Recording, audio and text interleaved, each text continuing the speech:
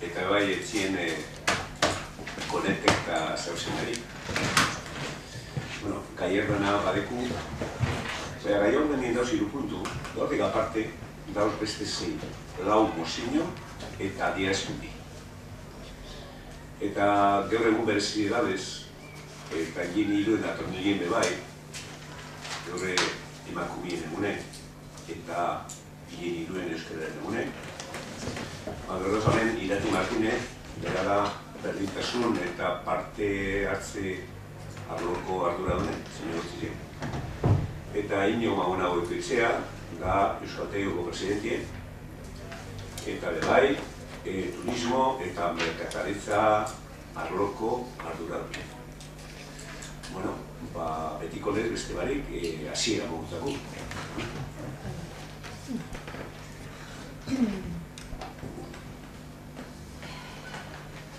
Erazpenik ematen ez duen zatia, gobernu organoen jarraipena eta kontrola. Lehenengoko puntua, 2008ko Euskararen nazioarteko egunerako adierazpen instituzionala.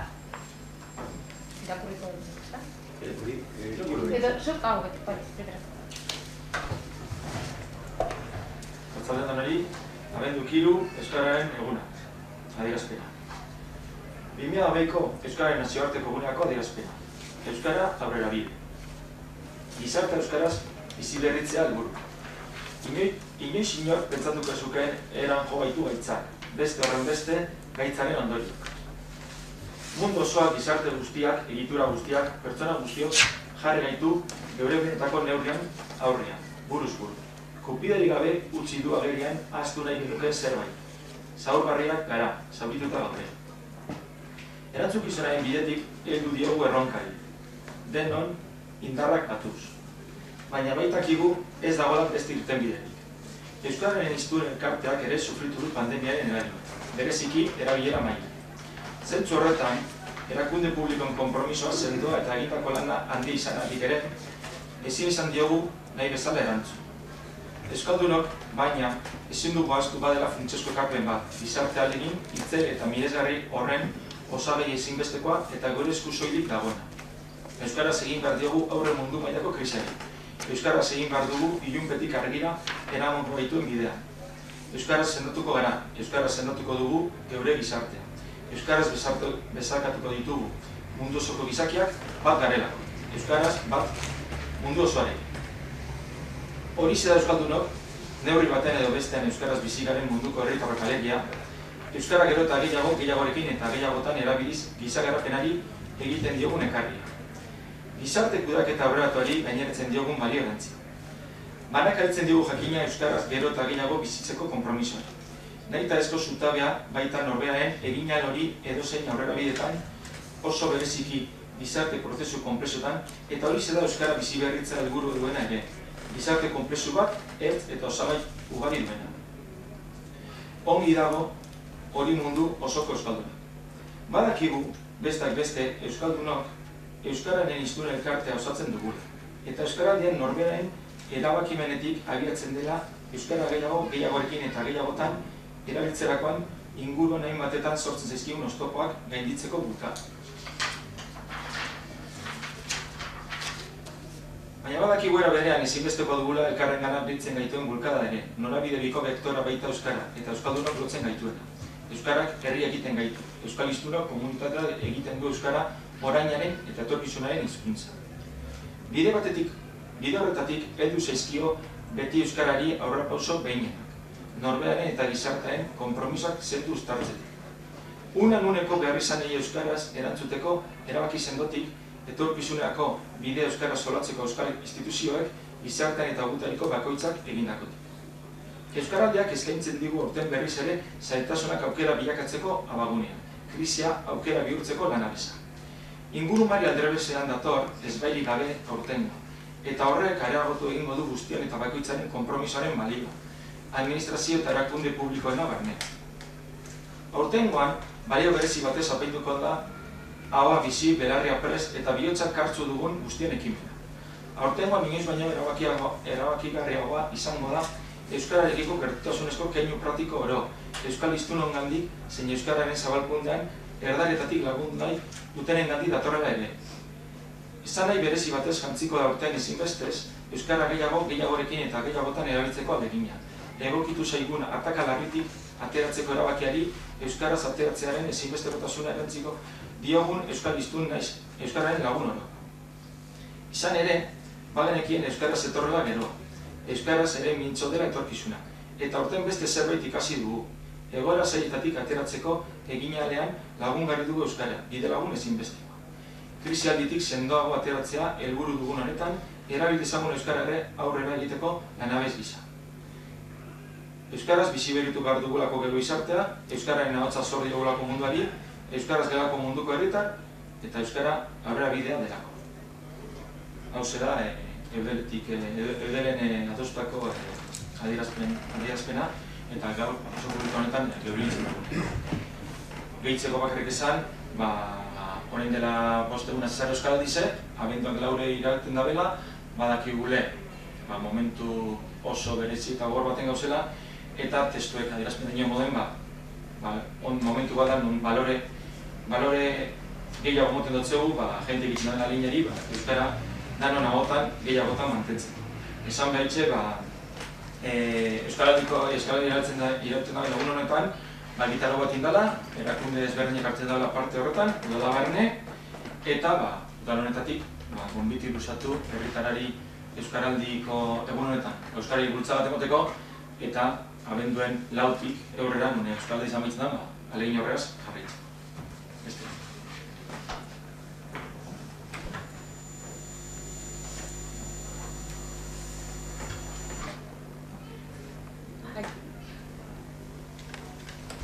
Arratzaldean, guk bat egiten dugu zelan ez adierazpen honegaz, baina bai aprobetxatu gure dugu kezka bat adierazteko.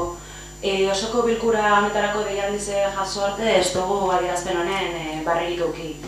Ez dugu beraz ekarpenik egiteko ez testu gaztu baterako tarterik euki. Kasu honetan pase da, baina uste dugu harin bat pase bizen dela, adierazpenakaz ez dela igual lekuen lekuko irakurketa edo lanketa bat eitzen. Hau da, minimotara joten dela iruditzen jako.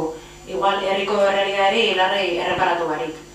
Badakiguna heltzen diren gaizek danon interesekoa direla eta danontzako direla garrantzitsuek. Eta horregatik uste dugu askotan lanketa hori behar da dela. Kasu honetan euskeri da, eta euskeri nogere Gerniken edo Euskal Autonomia Erkidegoko beste herri edo hiri baten ez da berdine. Eta beraz, udalak hartu behar da zen konpromisoak ez direzetan berdinik izan, edo ez dut izan beharko. Horregatik irutzeako garrantzitsue fetxa honek hurbiltzen dozen eginen, aukeri egoti idazte batzuk adina batu, eta ikusteko trateko da gai horren egoeri ezin den herri zen. Identifiketako utzunik ondo zen, zer birrezen dauen, eta donan artien diseinetako horrei erantzun altzien planak. Eta hori dana jasoko dauden adierazpena sortu eta donan artien adostu balizeteko.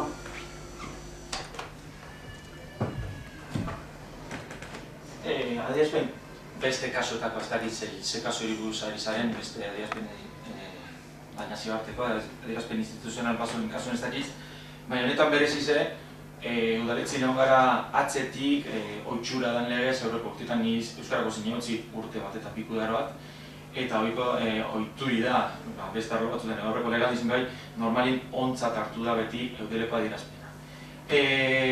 Eudeleko adierazpena egon gara eskatzen, honen azikeratik.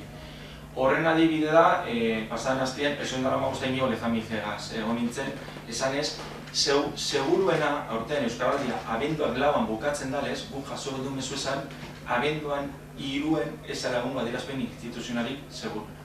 Ondo ez, horren kontu monotzen inigo hori, inigo jakin dizule, ez da lagongo, gai ordena, etzen da nien, ez bada adierazpen instituzionalik, ez dala ez dugule aurrez ikusi, edo aurrez eskatu, eta zontzon, heltzen bada, abizeko zut.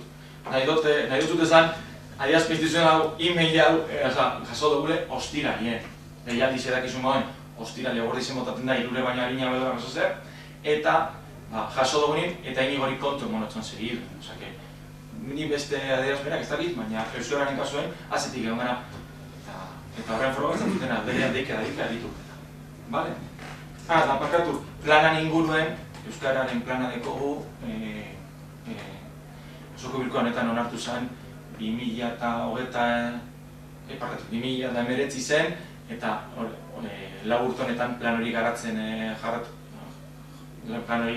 egon gara lanien, eta segurazki lanetik urte betera bire urrengo planaren eraketan lanketan hasiko gara. Ondo bizoz, uste dut plana, gure bierra da, aldan eta hobetoen plan hori garatzie, ikustxe, kontu den bitxe bai gauzen egoerik. Nik hori gozutxo bai esan gudeneke. Gau, eudelen onartute. Eudelen dauz talde politiko guztiz. Eta orokorrien Euskal Herri guztireko ekarpen edo adierazpen bada, gu horreri ekarpena gehitzen nik ez dut ikusten, neuko. Zer dinosu, nok hartun dugu, talde politiko guztiak hartun dugu, eudelen dauz ordezkarizie, hori adierazpen. Mensajie zen edo berdine ganien, Gipuzkoan, Araban eta Bizkaian. Eta logikoa da, nire partetik, entzetie, ekarpena horretik, ez zeonartu dugu eta lan hartu.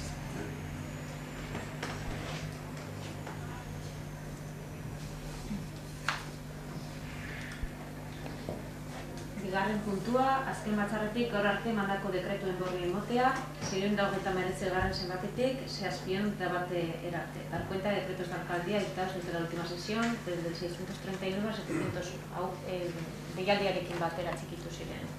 Ez dakite, zerbait.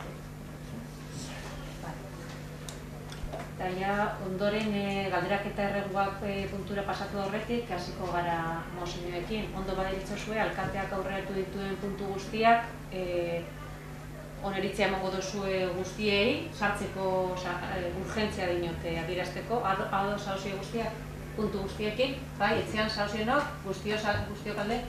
Bai, ez da. Bale. Arraroa da, gertzea, baina, bueno.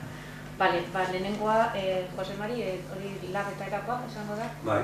Bale, lab eta sindikatuek aurkeztu zuten mozio proposamen bat, orduan talde bakoitzak tere egiten badau, horratu alizateko, ez dakite... Bueno, arratsaldean. Argitzearen hau ez da EH Bilduk aurkezten duen mozio edo eskari bat. Hau Gernika Lumoko langileak garen demandatzaileak, lab eta ela sindikatuak. Ez da gurea, baina legeak aginduta udalbatzatik kanpoko norbaitek mozio bat edo eskari bat aurkezten duen udalbatzera talde politiko batek kargu egin behar du edo hartu egin behar du irakurri eta aurkeztu ahal izateko. Orduan irakurri egingo dut eurek bidalitako. Gernika Lumoko udalari 2019ko apirilaren 17ko 2019ko sententzia betetzeko eskaera. 2018ko apirilean udaletxeko 26 langilek epaitegietara jo genuen 2017ko abenduan udalbatzan onartutako lanpostuen balorazioak ezartzen zuen puntuazio desberdintasuna salatzeko. Balorazioak lanpostuen puntuazioak balio desberdina zuela agerian utzi zuen, aspalditik zetorren desoreka agerian utziz. Epaileak 2019ko apirilaren 17an urtebeteko prozesuaren ostean puntuaren balioa berdina izan behar zuela erabaki zuen. Por txartean, así las cosas, las alegaciones de los recurrentes han de ser estimadas desde el momento en que la aplicación de la fórmula aplicada, haya sido o no pactada con las fuerzas sindicales, introduce desigualdades que no se justifican de forma objetiva, al contemplar distintas consecuencias jurídicas, la remuneración por punto, a situaciones que debían ser idénticas, ya que la finalidad de llevar a cabo una valoración de puestos de trabajo es precisamente la de adjudicar a cada uno una puntuación conforme a criterios objetivos, y tras la obtención del coeficiente correspondiente, dotar a cada punto con igual remuneración y, en su consecuencia, remunerar con mayor o menor dinero cada complemento específico con arreglo a la puntuación obtenida, pero no por el valor del punto, que ha de ser siempre el mismo. Urtebete zuen udalak epailearen ebazpena betetzeko eta epea apirilean bete zen. Hau da, pandemia hasi eta 10 hilabete izan zituela udalak sententzia gauzatzeko. Baina oraindik hemen gaude. 7 hilabete pasa dira sententzia beteta egon behar zuenetik. Eta negoziazio mailak, ez bestelako batzordeak, deitzen ez direnez, ez dugu aukerarik gai hau inora eramateko. Hori dela eta, honako hau eskaertzera gatoz. Udalbatzak langileria sailari sententzia betetzeko eskarea egitea. Horretarako epe batzuk zehaztuz. 15 egunetan negoziazio maila deitu eta sindikatuei proposamen bat luzatzea. Urtea bukatu aurretik behin betiko erabakia hartuz, beti ere sindikatuek egindako proposamenak kontuan izan da. Udalbatzaren arreta eskertuz, Gernika-Lumon 2008ko azaroaren 23an. Bueno, dakizuenez, lana hormaitze da udalertzeko delegazioa edo personal alkaitzetan. Bera atxenda, ez da izan dut zumba duzku. Eta, bueno, berak kontekusku edo argitzuko duzku zonen duz. Ana, ontzuten duzu? Jaten, bai, ala ez? Bai, Gerardo. Lehenengo eta behin, nik argitzu nahi dutena da sindikatuek dinoela sententzia guk betetzen ez da bizela. Maiganen jarri nahi dut, guk sententzia hartu gendunetik 5 negoziazio mahai batzar egin dugu zela. Azkenengoa otsailaren 23an. Eta negoziazio mahai horretan, 5 honetan gai zerrendan edo beti gai hau maiganean jarri egin dela. Azkenengoan, otsailean, geratu ginen proposamen bat martxoak 11ak egingo genduan negoziazio mahai batera egongo genduela proposamen. Dana dakigunez, martxoan gertatu zana, konfinatu egin behar esan ginen, eta proposamena ezin izan genuen aurkeztu. Bai, argitu bai, urtarrilean egin genuen negoziazio mailan, urtarrilean 22an, orduan proposamen bat maiganean itzi genuen. Hau da, 21 europuntoko guk proposamena sindikatuei aurkeztu egin eutxe. Elakoak esan euskuen nahikoa ez zela, eta lapeko proposamena horren dino itxaroten gagoz, elakoak euren proposamena egin egin. Orduan, nik uste dut sindikatuk ezin dabela esan sententzia bete ez dugunik, sententzia hartu gendunetik, badin jautzuet 5 negoziazio maietan gai hau landu egin dugu. Horrez gain, eta torren asterako negoziazio mahai baten deialdia egin dugu eta gai hau gai zerrendaren barne dago. Gure ustez, betetzea ez da bakarrik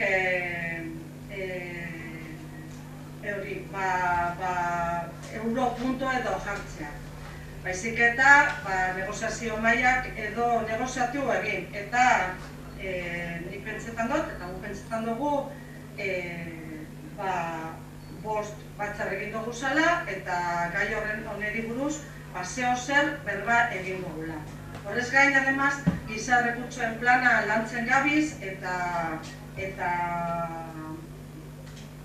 gai hau edo apurret dana batuta doa. Gure mozio honen aurrean, guk ezezkoa bozkatuko dugu.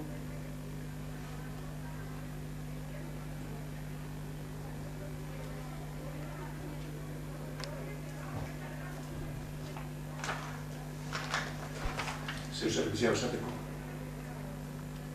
Busketa ingo. Alik eta errezen egiten dugun, bale? Aldeko botoak, esko altzatu fezeren, bale. Esesko botoak,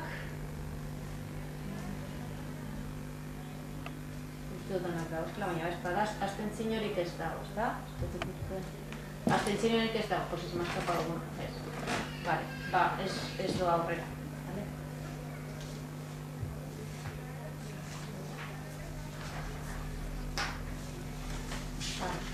Urrengoko mozioa izango zen merkatarien elkarteak aurkeztutakoa. Komentatuko zuzuk, Jose Mari? Bueno, bai, jakiteko, arratsaldeon berriro be.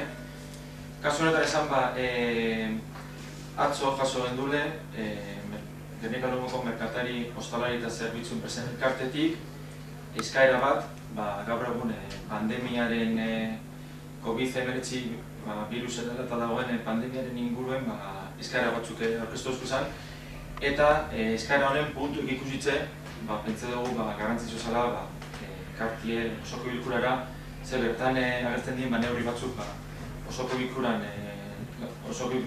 onartzi eskatzen da. Hori dela eta, atzo jasoniko eskari honeri irakurketiri mozatzen da hori, bale? Gernikako merkatari, ostalari eta zerbitzu enpresa en elkarte. Solicitud al Ayuntamiento de Gernika Lumo.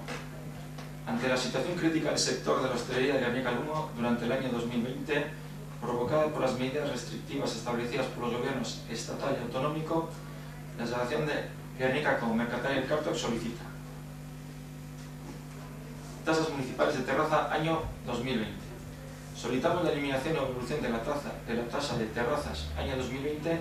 Si bien es cierto que ha habido un aumento de la superficie autorizada, es importante señalar que este aumento se debía a una reducción forzosa del aforo determinada legalmente. También hay que señalar que la apertura de la hostelería no ha sido completa y que es el sector más afectado por los cierres obligados desde las administraciones. Último punto, tasas municipales de terrazas año 2021. Solicitamos la eliminación de la tasa de terrazas año 2021 según desarrollo de la pandemia y las medidas aplicadas.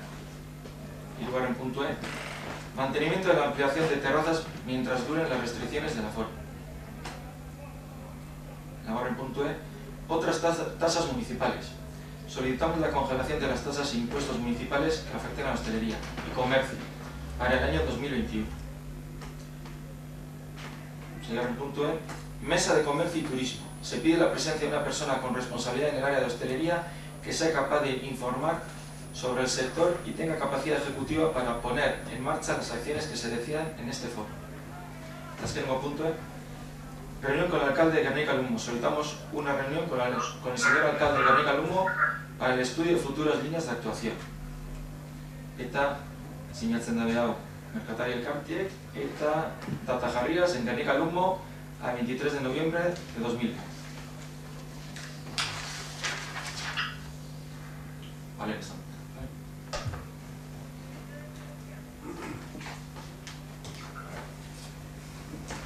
Ike iritzia eman horretik, supuesto aldekoa dala, herriak eskatzen dagoenari beti zaituko gara. Ez den itxasonik kaldera badaukat, inok esan deu, Merkatari Elkarteak eskatu dauela eskaera bat egin dauela eta zuek garrantzia ikusita ekarri duzuela osoko bilkura honetara.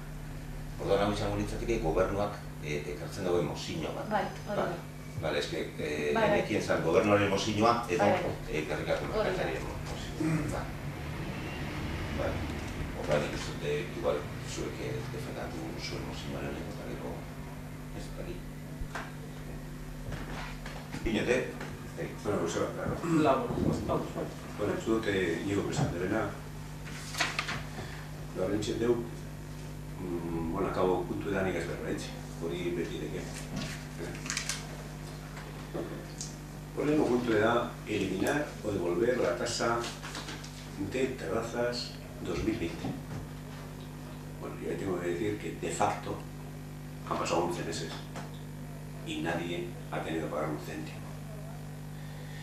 Pero para oficializar, como las tasas que ya están aprobadas en un pleno, no de este año, sino del año pasado, pues para decir que no cobras y oficializar eso hay que pasar por un pleno.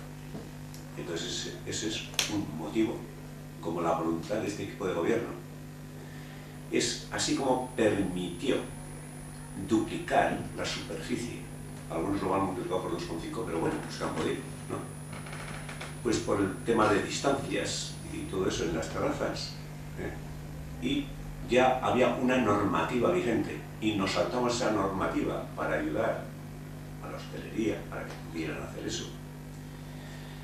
De facto, digo, repito, no hemos cobrado nada de terrazas este año y la voluntad de este equipo de gobierno es no cobrarles, pero hay que oficializar en el Pleno. Entonces, ante la petición de la Asociación de Comercio, Hostelería y Empresas de Servicios, pues hemos creído que es conveniente atraer al último pleno de este año, porque sabemos que en diciembre no hay, salvo que hay algo importante a tratar. Bueno, pues el primer punto es ese, y por eso está aquí este documento, lo ha cogido el equipo de gobierno, por eso. ¿Por qué? Pues porque es el último pleno del año y porque la voluntad de este equipo de gobierno es lo que he dicho. Segundo punto, dicen que si continúa la pandemia, pues el año que viene continuará igual. En caso de que no hubiera la pandemia y se solucionara, ojalá, el 1 de enero estuviera solucionado, Dios quiera, no será el 1 de junio.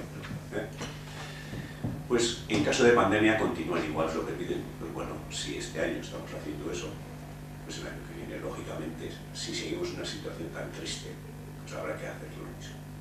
Esperemos que nos alegre un poco la vida, pues el tema este de la vacuna o lo que fuera. El tercer punto dice mantener la ampliación de terrazas. Bueno, pero hay otro punto que dice que se congelen las tasas e impuestos.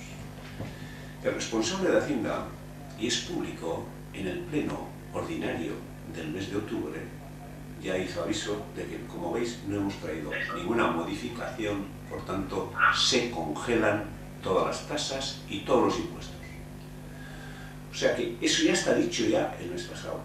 Lo único que había que aprobar, lo que he dicho, que si no se cobra, oficializar eso en un pleno, porque el competente de tasas, no, si no, ya me corrige la secretaria, es el pleno, ¿no? Y luego lo otro, que es estar con el alcalde, que ya han estado más de una vez y saben que pueden estar, pues cuando ellos me soliciten y ponemos la hora, la que nos viene bien a ellos y a mí, y ya está. Y hablamos de lo que haga falta.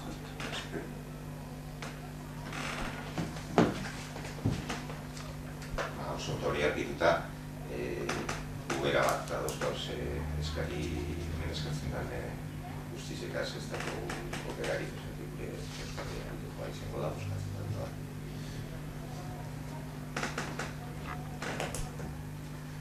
Bueno, ikusketa ingo dugu, ezta? Aldeko botoak, hau batez onartzen da.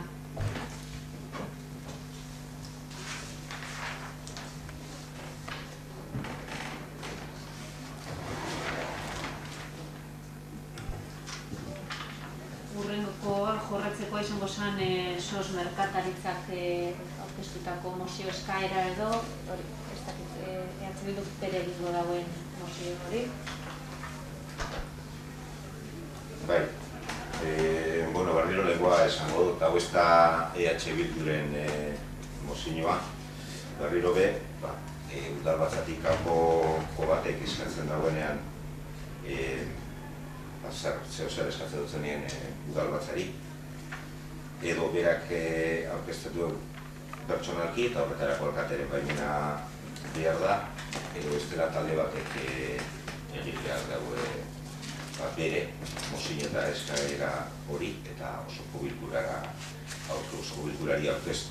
Hori egingo dut nik uste beti dela egokiagoa aurkezten dagoena bertan egon abizetia, baina ez da ez posible izen, nik irakurriko dut ikitzen dagoena. Gernika-Lumoko udalaren osoko bilkurari aurkeztutako mozioa, COVID-19 krisiaren ondorioz ostalaritza sektoreak izandako zailtasunak direla eta. Gernika-Lumoko SOS ostalaritza Gernika herritaldeak indarrean dagoen legedian xedatutakoaren babesean osoko bilkurara aurkeztu du honako mozio hau bertan eztabaidatzeko. Arrazoien azalpena. Urterrik txarrenetako bat ostalaritzaren sektoreentzat, hiribilduko sektore garrantzitsuenetako batentzat. Eusko Jaurlaritzak ezarritako taberna eta jatetxe nahitaezko itxiera berria, azaroaren 7tik aurrera, eta martxotik maiatzera bitarteko hilabeteak herrialdea erabateko konfinamendu egoeran egon zen tartea kontutan hartuta. Ostalaritza eta jatetxetako txikizkako merkataritzako premazio diru laguntza deialdi bat behar dugu, koronavirusaren bilakeraren ondorio sortutako egoerak arintzeko, COVID-19. Egoera dramatikoa da, ostalaritzaren behatokiak ere horixe islatzen du. Sektorearen arabera, fakturazioa 2019an baino 50,5% txikiagoa izan da. Guk urtea galdutzat jo dugu. Gerraldiei eusteko neurriek ostalaritza sektorearen egoera larriagotu baino ez dute egiten. Gainera, hainbat astez ireki ezinik egon eta gero, negozio askok ixtea beste aukerarik ez dute izan. Argi utzita ez ditugula neurri horiek zalantzan jarri nahi, eta onartu egin ditugula eta hala egiten jarraituko dugula, guri ezinegona adierazi behar dugu deklaratutako bi alarma egoeratan negozioak itxi ondoren sortutako egoera ekonomikoa gaitxik. Eta edukiera eta ixteko ordutegiekin lortutako murrizketek gaitxik.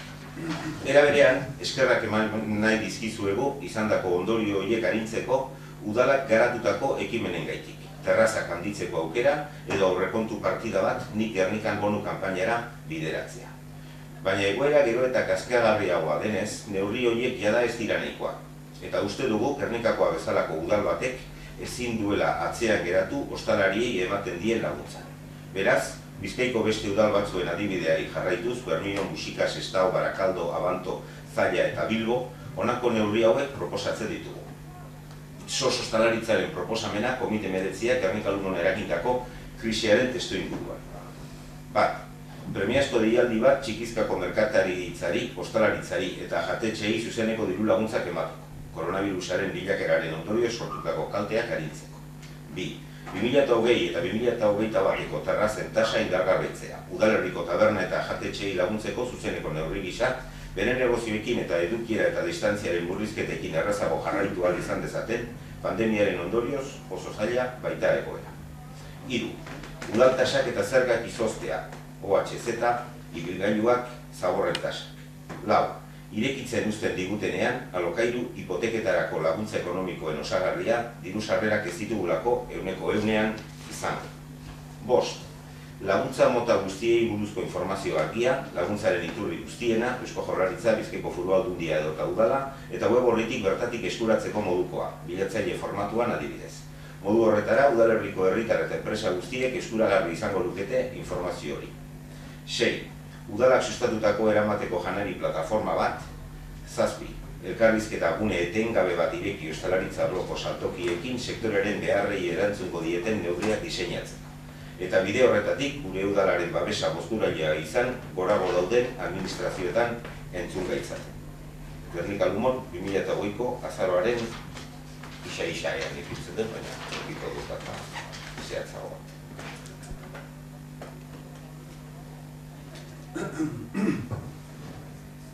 Bueno, zehatuko zuen zatzeko horregan.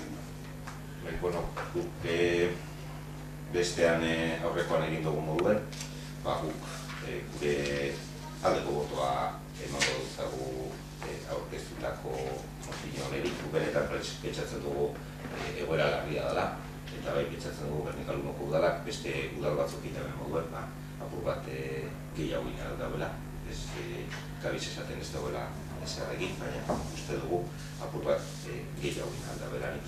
Bai merkatari elkartetik eta bai SOS ostalaritzatik etorri diren eskaera edo mozio honek argi erakusten da alde batetik krisi eta larrialdian dauzela, eta bestetik udala ikusten dagoela laguntzeko jarduko instituzio modu bat dago, horregaz bat gatoz.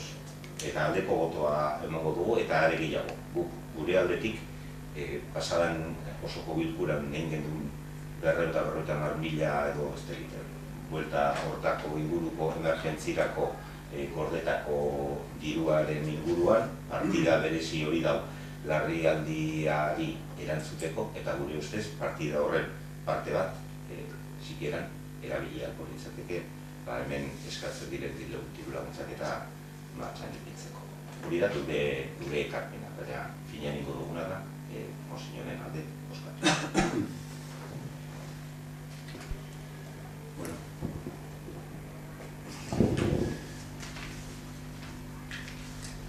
Monteko zebetzetan duten, zebetzetan duten. Tendak eta tabernak bizize emoten ziren zeri. Adibide bat. zuazen horretegitan, taberna bat eta den da. Taberni espaleko berteko jentie, barziotik urten gerra da gero horreke, horrekara gartarazan, berbaitzen, badozen ganien, eta hori harremana, personan artean, eta misikin tezanen artean. Ezken badu Santa Rosa zire horre eta harrenari dauz, da panaderi berkezea, ez da? La gente piloa bizida. Baina, claro, hor tabernan, hori, hemen gure kultura barruen dau, Juanara, egon albokoagaz, bestiegaz, lagunekaz, eta hori da harreman sozialak itxi. Dakizunez, gaur egun erosketak asko interneten bidez itxidea. Horrek, suposatzen dugu, denda geroak gehiago persiania bajatzen dela. O sea, digo que las tiendas y los bares dan vida a un pueblo, dan vida a un barrio y dan vida al conjunto del pueblo, no solamente en Guernica. Fuera de Guernica me imagino que es igual.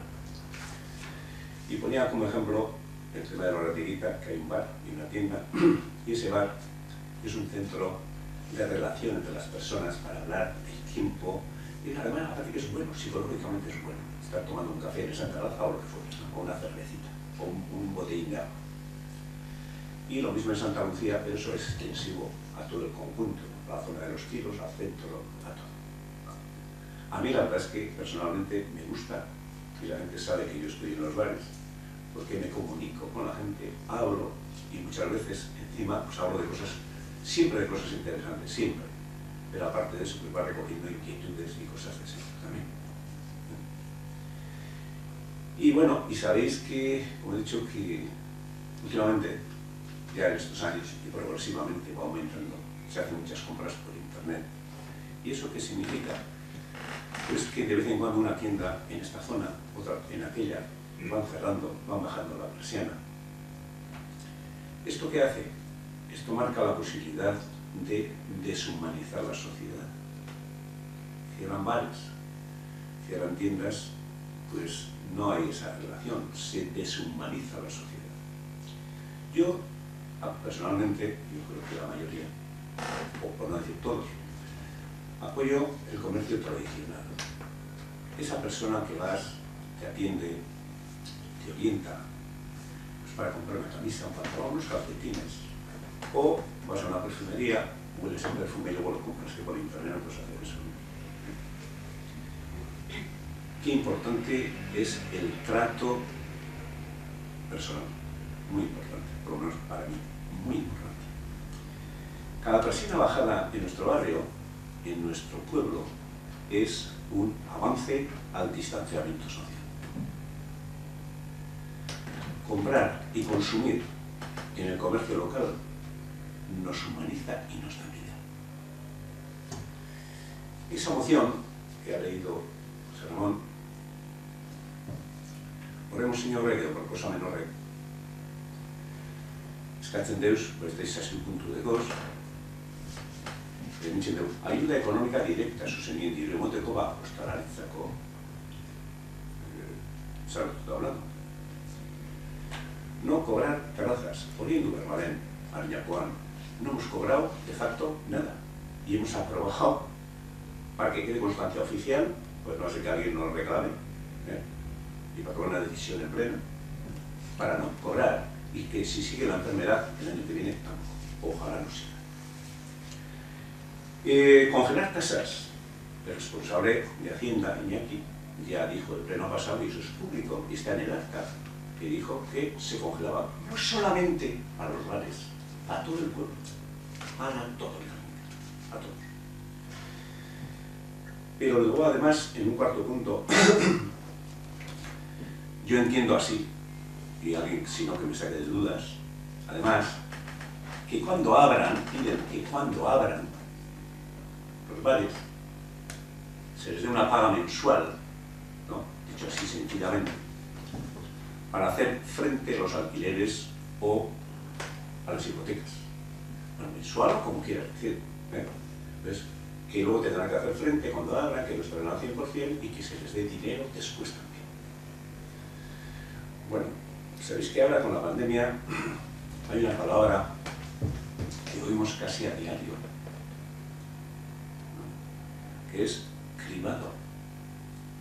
Baserrizetan da, saso honetan etxe da, hori galbaie, intxabaketa, cribado, selección. Yo pregunto,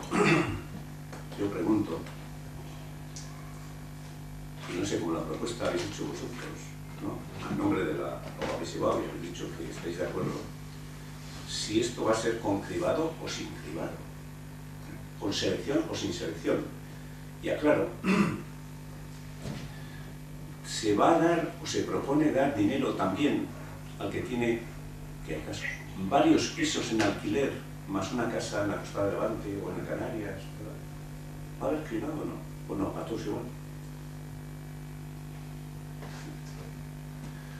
Porque al final, cuando tú apruebas, si es que se aprobara un texto, ese texto, dices, no, a todos. Y al que tiene también. Porque hay gente que tiene. Claro, en un colectivo hay de todo. Bueno. Vosotros, como ya habéis dicho que sí, pues por vuestro sí, sin cribado. Bueno. Yo respeto las opiniones, por supuesto. Y las opiniones. Nik sarri, no? Sarri esaten dut COVID-19 bisimude eta bizi dozkure dan. Eta geixobi eta dozela batera. Bata sanitarioa dira viruse. Asko hilie da hiltzen. Beste asko ez digeratu ondo izubertu egun. Con esta suerte. Ospitzelak eta uzizek izebeteri dauz. Lehenengo da bizizek da osasune. Beste guztiak zonran da bizirik espade duzu eta osasunik espade duzu. Txapa. Da bigarrena, esan du sarri bebai, bigarren gixoa ekonomikoa da. Enpresak da tailerrak zarratzeko. Egun ero dago, informazioan bapedikoetan edo albiztiek edo radizioan edo telebistan, enpresak zaratzen. Barbako da, jente asko ertien, taberna, eta denda, eta autonomo asko arazoakaz. Dinote, taberna duneri lagundu egin biziakiek? Klaro ez. Klaro ez. Da, eta ertien dausenari eta sueldoan 70 horretan dauena gehienak hauen dekara hipoteka bat edo alkilerua pabe biharra horre ditzake lagundu bi? Bai, bai. Eta bierrin autonomoari arotza mekanikue, fontanerue, eskaioliste, tasiste, elektriziste, pintxorie, jardinenue, transportiste, bai. Zera txipier bitxilez da bizitako. Da jostunere bai, eta pelukerizire bai. Eta etzietan garbitzasun egitzen den zuenari bebai. Eta bebai, menazten guztietan horten da, konzentrazio bat, 1.080 eurora aileketan estien jubileberi bebai. Eta alarguneri bebai. Eta ikasketak amaitzu deu esan gaztileri. Eta bierbari dauzen dauz bebai. Gente asko bide laguntza, asko.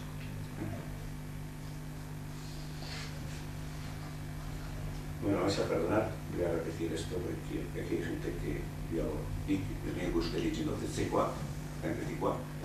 Bai, afekti dago nino gerriken,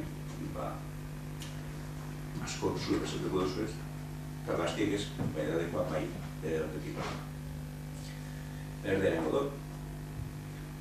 Yo he dicho muchas veces que el COVID-19 nos ha cambiado la vida a todos. Y que ha traído no una enfermedad, sino dos. La propia del virus. Ha habido muchos muertos y está muriendo mucha gente. No sé si ayer ha muerto en Euskadi 97. No sé, estoy seguro de la cifra. hay gente que queda con secuelas. Y los hospitales, y yo creo que ese es el gran miedo de Osakidetza, no poder asistir a los enfermos, los hospitales. Y las UCIs casileras. Primero es la vida y es la salud. Si no hay vida y salud, ¿qué queremos? Primero eso. Y el otro gran problema, la otra gran enfermedad, es la económica. Se cierran talleres, se cierran empresas. Esas son noticias de todos los días. Aquí, PP, no sé cuántos en la calle, que Arnova, no sé cuántos en la calle. Eso influye en todo. El paro sube, los ERTEs también, los comercios y los bares están muy para estar cerrados. Y muchos autónomos con verdaderos problemas. Y entonces la pregunta es, ¿hay que ayudar a los hosteleros? Pues claro que sí, hay que ayudar, claro que sí. Pero también hay que ayudar a la gente que está en ERTE y tiene su salario reducido en un 30%. ¿Por qué se tiene que hacer frente a los gastos fijos de una hipoteca o de un alquiler o otro tipo de gastos? Luego, también autónomos, muchos autónomos, muchas profesiones, y antes he enumerado unas cuantas, carpinteros, unos muy bien, otros con menos trabajo, mecánicos, fontaneros, escaleristas, taxistas, electricistas, y ahí iba juntando unos cuantos, pintores, transportistas, jardineros, albañiles. Pues sí, porque todos están con menos recursos, todos, muchos de ellos están con muchísimo menos recursos y con los gastos fijos de siempre. Y también las costureras, las peluquerías, las empleadas del hogar y también los jubilados que se concentran aquí todos los lunes, que cobran menos de 1.080 euros, por eso se concentran. Las viudas y también los jóvenes que han terminado los estudios y están en casa sin trabajo dependiendo de la paga de su ama, de su jefe. Muchos. Yo no sé si acordáis que he hablado yo en este pleno. Cuando yo llegué a casa del hospital, me llamó el Correo, el periódico del Correo, que querían hacer una entrevista, que habían entrevistado el día anterior a la alcaldesa de Baracaldo y querían también tener mi opinión. Y me preguntaron por el comercio y la hostelería. Y yo, ¿qué es lo que dije? El problema del comercio y la hostelería no se resuelve con 180.000 o 200.000 euros, con 500 euros para cada negocio. El tema es mucho más complejo y hace falta un plan serio en el cual participen el gobierno, diputaciones, porque eso no resuelve, no resuelve. ¿Y sabéis qué pasa? Que después de decir yo eso, sale y leo en los medios que el Ayuntamiento de Sestao, y pongo ese ejemplo porque es público, dieron 500 o 600, no me acuerdo, euros a cada negocio hostelero. Bueno, ¿qué pasó?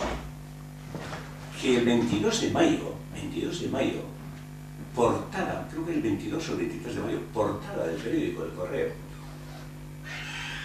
una foto de una manifestación de la hostelería en la Gran Vía de Bilbao. Y qué casualidad, Sestao da ese dinero y pone, y está por ahí, a ver, la hostelería de Sestao en pie de guerra. ¿Qué había pasado?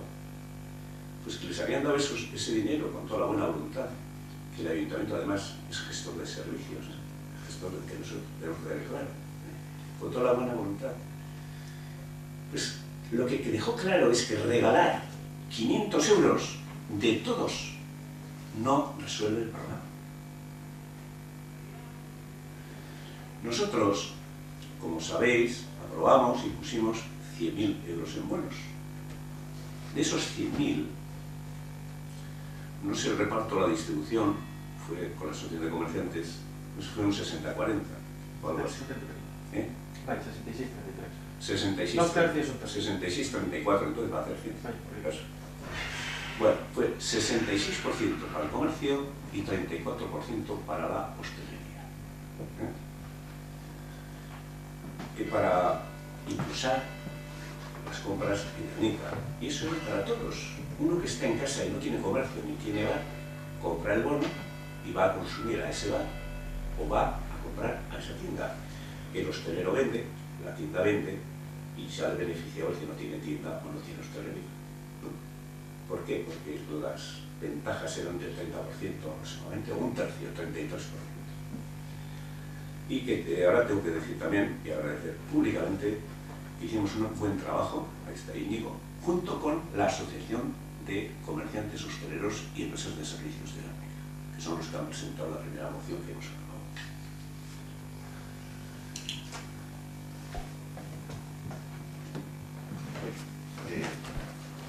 Argitzearen, argi geratzie gure mozin ez dela geuria, nik ez du babestuko, nik bakarrik esan aldot geure iritzi, baina inoz ez du babestuko. Eta beste gauza bat nik ezin zaitut edo ezin dutzut zalantzak dara nik, zeure zalantzak aurkeztu daudenari plateo berko dauztazuz. Guk ez dakigu, horretik agian garrantzitsua izango litzateke mozino bat aurkezten denean horrelako zalantzak argitzeko, ia galbaia egongo dan edo ez dan egongo, aurkezten dauena egon alizeti ez bestela, aireari galderak itxie da, eta ezin dozu, nigandik ezin dozu hori jaso. Baina hori izan da, bai, esango dube bai, galbaia ipintzea beharrezkoa dela pentsetan baki baduzu, ni prest nau laguntzen eta gu prest gauz, galbaia hori adosten eta prestatzen laguntzen. Dinot ez merezi ez dauenak, ez diru laguntza jasotzeko eta aipatu dozu zen kolektibo, behar izan edek izen kolektibo guzti horrek lagundu behar dizela, zela nik esku horreaz bat gatoz eta nik ustut ideia batzuk ipini dozuz mai gainien erreserbatu gendun larrialdirako diru hori urtea amaitu baino harinau gastatzeko, aitzatu dozu zen, izan aldirez erte dauzen pertsonak, negozio zarratu da bezan autonomak, horrek jendiek larri dabil basetan eta nik uste aukera baduko gula, horre kontuan dauen diru hori zure galbaearen ideiagaz bat nator ganera eta urtean baitu baino baino igual bideratzen duguz laguntza horrek. Bai tabernarientzako, gure ustez bai behar izan edekie eta bai beste kolektiboentzako. Berak ez topetzan ondo ulertu zunik izan duten guztize. Ez topetzan ulertu zunik. Zenik izan dut. Esan dut. El día 22 o 23 de mayo, portada del periódico del Correo, que el Ayuntamiento de Sestao, con toda la buena voluntad, seguramente 500 o 600 euros cada hostelero. ¿Qué pasa? Que el día, no, eso está. Y el 22 de mayo, manifestación en la Gran Vía de Bilbao, y aparece en pancarta. Y digo, ¿no ves que dar dinero de todos o regalar ese dinero?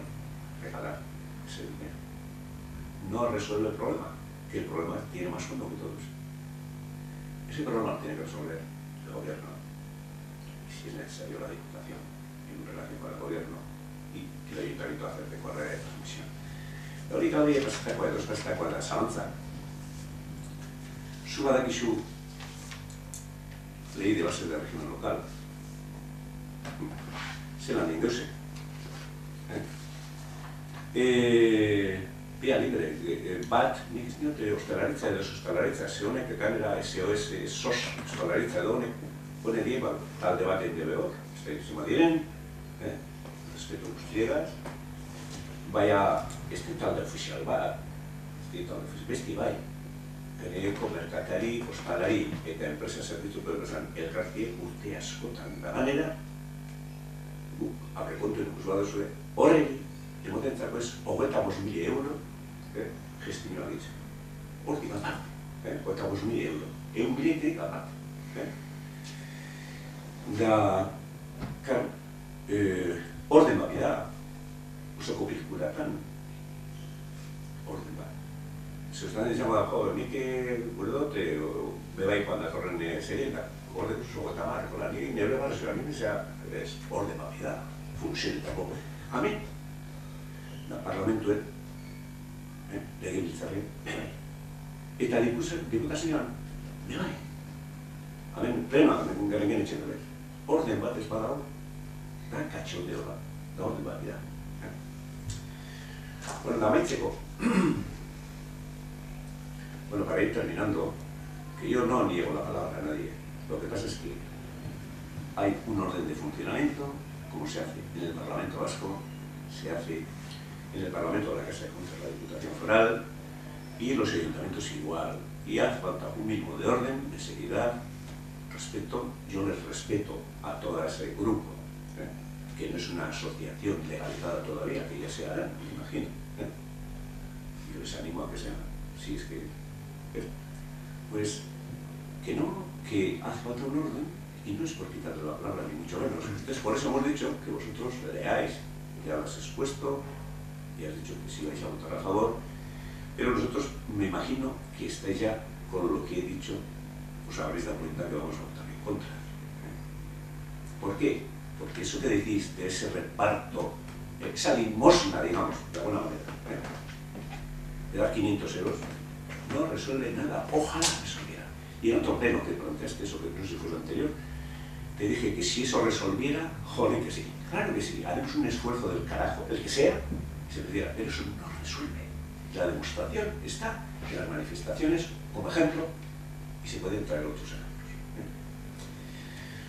Bueno, y primero o lo último, el cierre de la hostelería es una decisión gubernamental del gobierno por salud.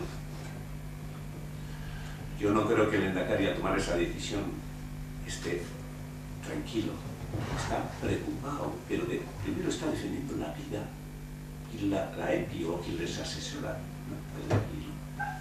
Quien les asesora le han dicho eso. Él no es experto en eso. Y él, claro que está preocupado, y ha puesto 30 millones de euros que no son suficientes. Pues posiblemente no, y a encontrar más, si es que puede. O sea que el cierre de la hostelería es una decisión del gobierno por salud. El ayuntamiento y todos los concejales que nos sentamos aquí tenemos que saber que es un gestor de servicios.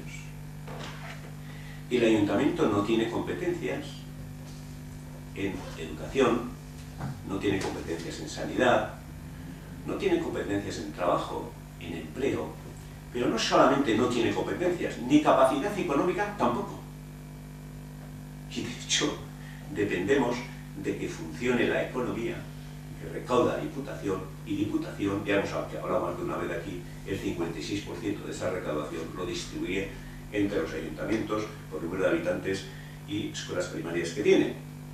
Y a Guernica ya nos han quitado ya, yo no sé ni cuánto, porque cada vez que pienso se me hace dolor de tripas. Pues desde junio para aquí, el 20% de lo que nos correspondía. Y eso era 1.148.000, más los 337.000 que nos debían, hace casi 1,5 millones. Y todavía nos dicen que vamos a tener deuda de casi 800.000 euros. O sea que quiero decir que el ayuntamiento, todos los que nos sentamos aquí tenemos que saber, es un gestor de servicios y que no tiene competencias en eso y no tiene capacidad económica tampoco. Y digo, ni Guernica, ni a Arjangiz, que está ahí al lado, ni nadie.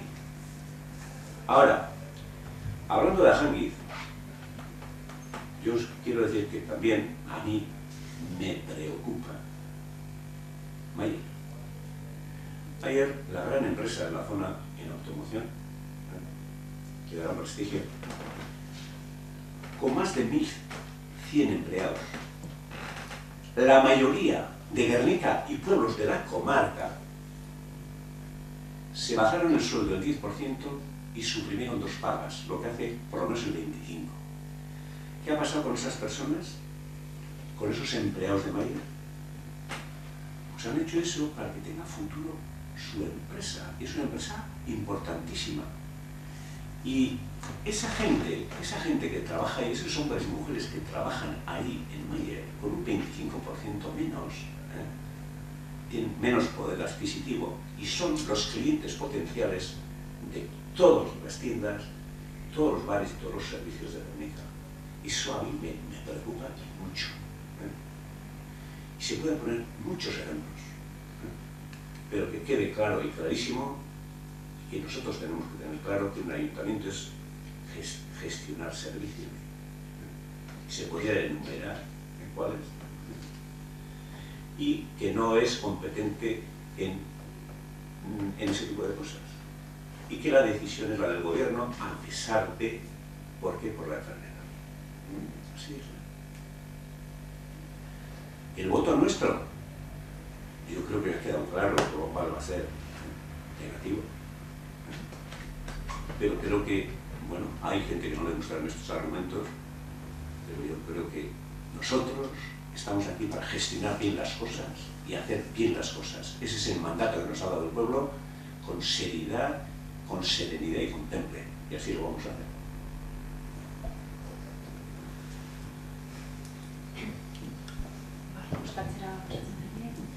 Aldeko botoak. Ezezko botoak. Kontrako botoak gehiago direnez, ez da aurrera.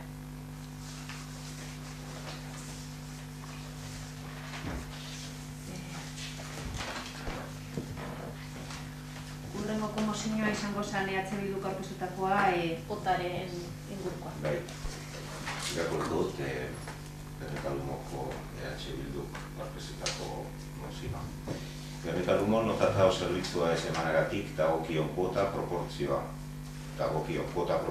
herritarrei itzultzeko proposamena. COVID-19 dela eta sortu den egoeraren ondorioz, Gernika Lumoko kuota zerbitzua bertan behera geratu zen. Hori horrela izan da ere, herritarrek kuota osoa ordaindu dute, nahiz eta ezin izan duten zerbitzuaz gozatu. Gaur gaurkoz, OTA-TAO zerbitzuak martxan egon gabe jarraitzen du eta ez dakigu noiz arte. Hori horrela, ondorengoa onartzen dugu. TAO OTA zerbitzugaitik ordaindu duten herritarrei, zerbitzu gabe egon garen tarteko kuotaren parte proportzionala itzultzea. Bigarrena, itzulketa modu automatikoan egitea, eta hirugarrena, herritarrei erabaki honen berri eman eta kuotaren parte proportzionala jasotzeko egin beharreko tramiteen berri emotea. Honeko posizio simplea da. Kiroldegiko botekin egin genuen moduan, eskatzen dugu, emoneztan zerbitzu batengatik kobratu dela automatikoki itzultzea.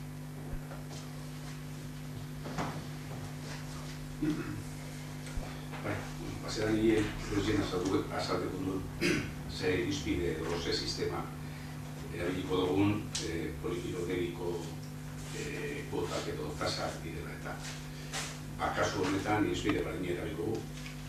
Hau da, eskatzen da benari dirue bueltatu eta eskatzen ez da benari datorren urteko kuotan bagatu. Beraz, mozio honen kontra oskatuko dugu.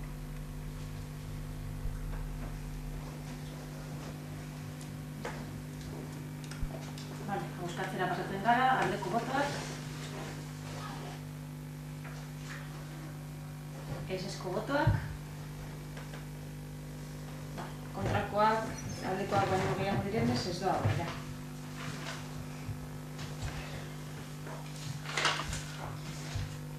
Eta ja, adierazpen instituzionaletara pasatuko ginateke, bale? Lehenengokoa izan litzateke Sahararen ingurukoa, ez dakit norbaitek irakurriko dago.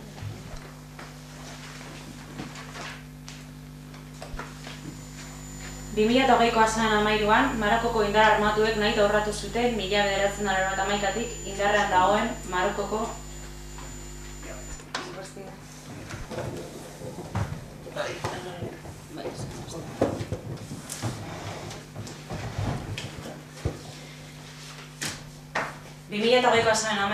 Marokoko indar armatuek nahi aurratu zuten 1991tik indarrean dagoen Marokoko erresumaren eta fronte polizialaren arteko sueten akordioa. Marokoko erresumak gergerateko legezkanpoko pasabidera indar militarrak bidali zituen. Duela 4 astetik eremu horretan manifestazioak egiten ari ziren Sahara herritarrak herri permitzera. Marokok 2001an ireki zuen pasabide hori, nazioarteko zuzenbidea urratuz. Nazio Batuen bake akordioak eta Marokoren eta Fronte Polisariaren arteko akordio militarrek Marokoko harresi militarrean pasabideak irekitzea debekatzen dute. Indar marokoarren erasoaldiak eta Fronte Polisarioak Saharar populazio zibilaren defentzan emandako erantzun legitimoak harresian zehar hainbat liskar eragin ditu. Saharako Errepublika Arabiar Demokratikoko presidenteak adierazpen baten bitartez amaitutzat eman du Fronte Polisarioak eta Marokoko erresumak 1991an sinatutako Sueten konpromisoa. Gertakariaren aurrean, Gernika-Lumoko udalak Sahara Euskadi mugimenduarekin eta Euskadiko Fronte Polisariaren ordezkaritzarekin batera berresten dugu zalantzarik gabeko elkartasuna diogula Saharar herriaren eta haren legezko ordezkari Fronte Polisariaren borrokari. Marokoko erresumari egozten diogu 1991an Suetena apurtu izana eta sortu den eta Magrebeko eskualde osora zabal daiteken ezagonkortasunean erantzunkizuna. Minursori eta Nazio Batuei eremuan segurtasuna eta Sahararen giza eskubideen zaintza berma dezatela eskatzen diegu. Eta besterik gabe, autodeterminazio erreferendumaren bidez, Mendebaldeko Saharako gatazkaren konponbide bidezkoa eta behin betikoa susta dezatela. Gurutze Gorriaren nazioarteko batzordeari, Mendebaldeko Saharan gertatzen den guztiarengatik dituen erantzunkizunak bere gainar ditzala eskatzen diogu. Izan ere, lurralde ez autonomoa da. Marokok legez kanpo okupatua, Nazio Batuen erakundearen agindupean eta gatazkan dauden bi aldeak Genebako hitzarmenaren sinatzaileak dira. Espainiako gobernuari Mendebaldeko Sahara de jure administratzen duen potentzia gisa duen erantzunkizuna bere gainar dezala exigitzen diogu. Eta horren arabera joka dezala, autodeterminazio erreferendumaren antolaketan eta Saharako biztanleria zibilaren babesean parte aktiboa izanik.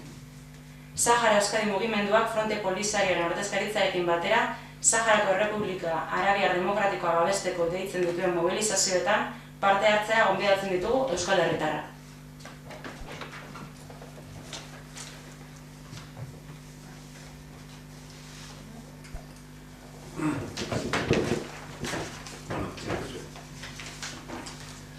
Hau irakurtzen, Saharan ganin datu denbori pasabitzen da. Nik gogoratzen az, gu egunen eako zinurtziek izin ginen, da bueno, hau txoetan ez dira paretan az, alkati izin zen Eduardo Vallejo. Da zinurtziek eakoak izin ginen, begoina landa,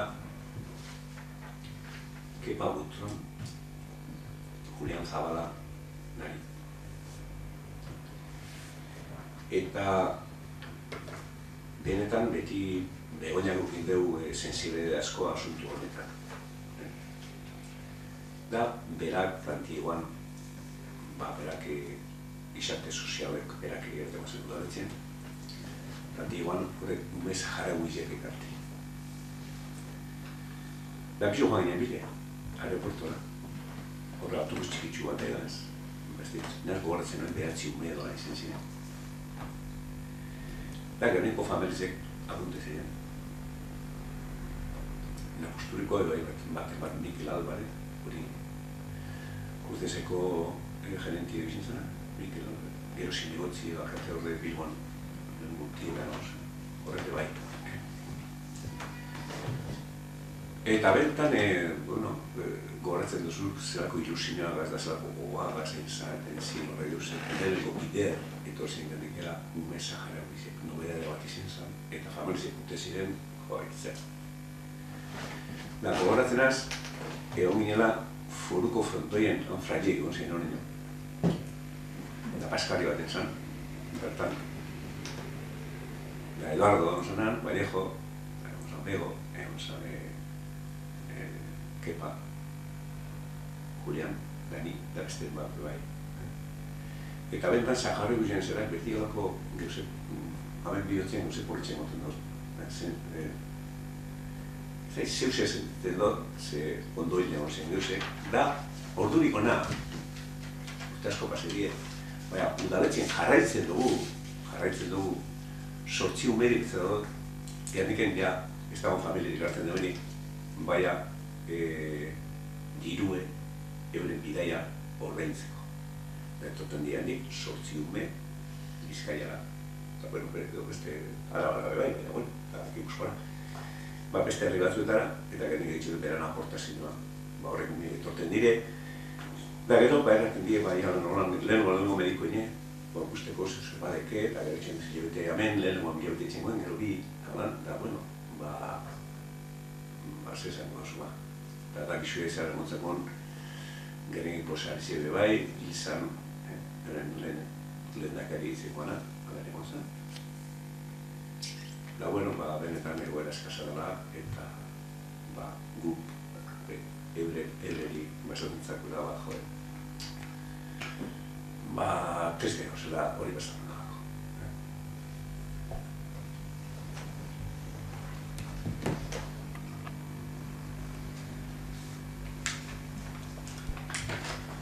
Azkenekoa izango litzateke emakumeen aurkako indarkeriaren gaineko raso instituzionala.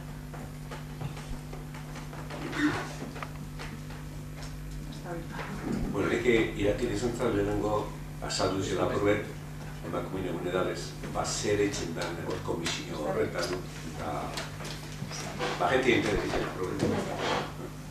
Horrek badalu, egoten negra.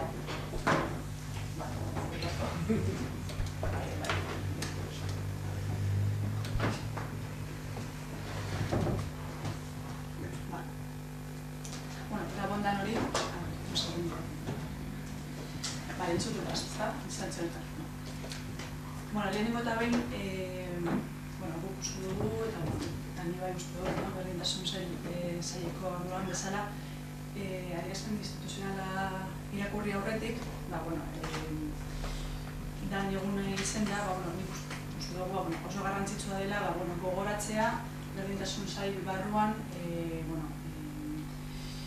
ematen ditugun zerbitzu guztiak, ezta? Orduan, lehenengo eta behin, garrantzitsua da nik uste dut jendeak jakitza, lehenengo aurrekontua berdintasun sailean zenbatekoa da, ezta? Gutxi gora bera, gaude 90.000 eurotan, 89.000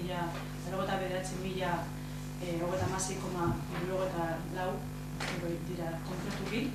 Eta, soilik jakiteko, aurrekontu horrekin, ez bakarrik ekintzak eta aktibitate guztiak sartzen dira barruan, baizik eta bebai, nominak barruan daude. Berdintasun sailean daukagu teknikari bat eta psikologa bat. Orduan, den eguna izan da, nahi ditugu esplikatu gutxi gora bera, lehzo batzutan, ze zerbitzu ematen diran Gernika-Lumoko berdintasun sail barruan. Hurrengo zerbitzu guztiak argina ustea direla eta dizela doakoak eta anonimoak. Baliabide hauek honakoa eskaintzen diete emakumei, informazioa eta orientazioa, arreta eta aholkularitza, eta harrera eta laguntza. Lehenengo eta behin, berdintasun sail barruan daukaguna da, berdintasun zerbitzua. Berdintasun teknikari batekin, eta, toki entitate honen berdintasunaren gaineko politiken diseinuei buruz lan egiten da barruan, plana aurrera eramateko enpresa konsultoreekin lanean bertan egiten da, plan egintza egiteaz, kudeatzeaz eta ebaluazioa egiteaz arduratzen da.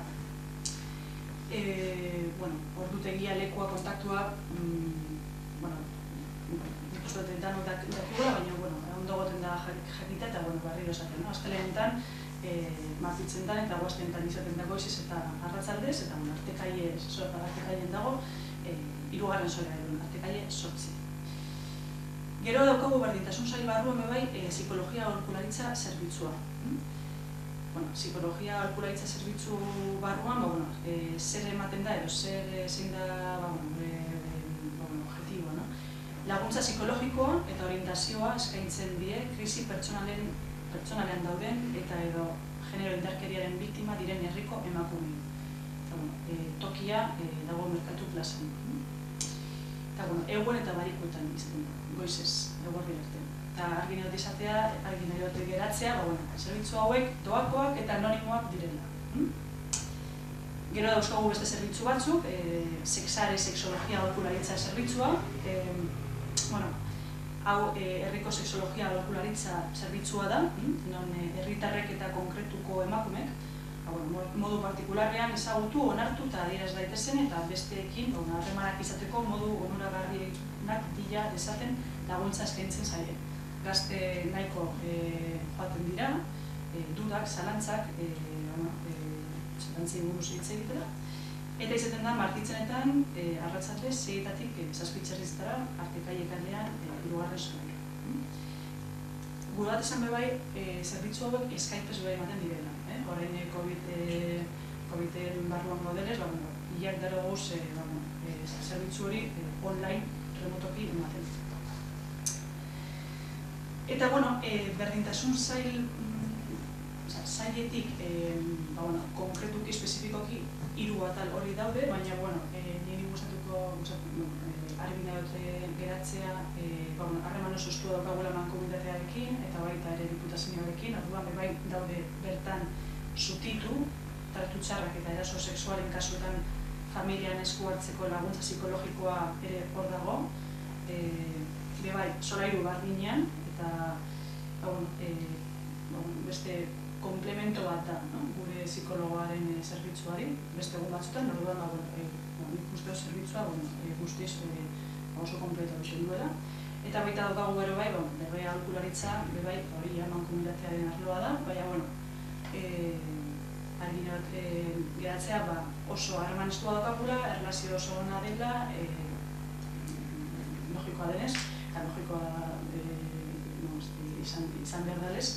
Eta orduan, identifikatzen dugunean kasua konkretuki, bai, diputaziokoak egon bertuten mankomunitateak edo geuk, hor ja bideratzen da, zerbitzua. Orduan, uste dut eguna dela dena gogorazteko biztanleriari, eta edozein duda, edozein galdera, hor daude webguneak, berdintasuneko webguneak, sare soziala bai, eman esplikatzen dena, ordutegiak, eta gudaretzean barroa, edozein duda badago bai, hemen gaurela hitzeko eta garrantzeko. Eta argina dut esan hori, anonimoak eta doakoak direla zerbitzu guztiak. Orduan, deklarazio adierazpen instituzionala irakurtzea jarraituko da. COVID-19 pandemiak gure bizitza eta komunitateak kolokan jarri ditu. Pertsona guztien osasunari, segurtasunari, ongizateari eta komunitate bizitzari erronka handia jarriz. Mundua ulertzeko eta bertan egoteko dugun modua aldatzen ari da. Konfinamenduak, mugimendu mugimenduak eta harreman mugek agerian utzi dituzte, beren gordintasun osoz indarkeria matxista mota desberdinei aurre egiten ari diren emakumeen egoera oso ahunak. Krisi testu inguru guztiak, pandemia honekin gertatzen den bezala, indarkeria matxista ugaltzeko, biderkatzeko eta ugaritzeko astegi bat dira. Indarkeria hori botere harreman desorekatuen eta emakumeen aurkako diskriminazioaren adierazpen bat da, eta pairatzen ari garen krisi sanitario, sozial eta ekonomikoaren ondorioz larriagotu egiten dira. Pandemiak sortutako egoeran, arreta jarri behar dugu beren etxeetan, lanetan eta bizi espazioetan bizirik irauteagatik indarkeriari aurre egiten ari diren emakume eta neskenean. Gizartean aitorpen eta elkartasun osoa merezi dute. Testu inguru horretan, isolamendua, babesgabetasuna eta ikusezintasuna saihesteko baldintza egokiak sortzeko lanean jarraitu behar dugu. Horregaitik, aurten Euskal Herrian hildako 4 emakumeak gogoratu nahi ditugu, bereziki gaur, 2 Euskal Erkidegoan eta beste 2 iparraldean. Errealitate mingarri horrek gizarte gisa interpelatu egiten gaitu, lanean jarraitzeko eta mobilizatzeko, konpromiso hartzeko horrela gerta ez dadin. Hala ere, horrekin ez da nahikoa, konpromiso politiko argia behar dugu, gizarteak erakundei eskatzen baiti emakumeen aurkako indarkeria matxista lehentasun politiko bihur dezatela. Inoiz ez bezala zerbitzu publikoen eta erakundeen laguntza eta baliabide guztiak izateko emakumei beren askapen, berreskuratze, alduntze eta autonomia prozesuetan laguntzeko garaia da. Ezinbestekoa da, emakumeek duintasunez eta segurtasunez bizitzen merezi duen bizitzarako oinarrizko eskubidea berreskura dezaten. Beharrezko baldintza da gainera, gure herriak eta hiriak bizikidetza seguru, solidario eta berdinzalerako gune gisa indartu daitezen. Herritarrengandik hurbil gaudenez, Euskal Udalok ahotsa jarri nahi diogu gure udalerriek emakumeekiko eta indarkeria matxistaren beste biktima batzuekiko duten elkartasunetik. Gure erantzukizuna, gure gain hartzen dugu, erakunde kolektibo feminista eta emakumeen kolektibo aditu eta gizarteko eragile guztiekin lankidetzan eta koordinatuta. Horregatik guztiagatik, Gernika-Lumoko Udalak konpromiso hau hartzen du. Decía que desde nuestra cercanía a la ciudadanía, los ayuntamientos vascos queremos poner voz a la solidaridad de nuestros municipios con las mujeres y otras víctimas de la violencia machista. Asumimos nuestra responsabilidad en colaboración y coordinación con todas las instituciones, colectivos feministas y de mujeres, expertas y agentes de sociedad. Por todo ello, el Ayuntamiento de Gernika se compromete a los siguientes compromisos. Voy a decir en euskera y en castellano. Indarkeria matxistaren biktima diren emakumeen eskubideak arreta prozesu osoaren erdigunean jartzea. Haien beharrak eta eskaerak entzun eta aintzat hartuta, babeserako, arretarako, erreparaziorako eta berriz ez gertatzeko bermerako eskubideak bermatuko duten politika berriak diseinatzeko. Situar los derechos de las mujeres víctimas de violencia machista en el centro de todo el proceso de atención, escuchando y atendiendo sus necesidades y demandas, para diseñar nuevas políticas que garanticen el derecho a la protección, atención, reparación y garantía de no repetición. Behaketa hobetzea, indarkeria egoeretan dauden emakumeen forma eta profil berriak hautemateko eta horien aurrean azkar jarduteko. Mejorar la vigilancia para poder detectar y actuar con rapidez ante nuevas formas y nuevos perfiles de mujeres en situaciones de violencia. Indarkeria matxistaren edozein formari aurre egiten dioten emakumeentzako arreta eta laguntza zerbitzuak mantentzea, hobetzea eta egokitzea, ikuspegi konpontzaileekin erakunde bakoitzaren eskumenen esparruan. Sostener, mejorar y adaptar los servicios de atención y apoyo a las mujeres que enfrentan violencia machista en todas sus formas con un enfoque reparador en el ámbito de las competencias de cada institución. Emakumeen alduntzeari eta gazteen artean indarkeriaren prebentzioari laguntzeko programak bultzatzea. Etorkizuneko indarkeria egoerak eragozteko funtsezko tresnak diren aldetik.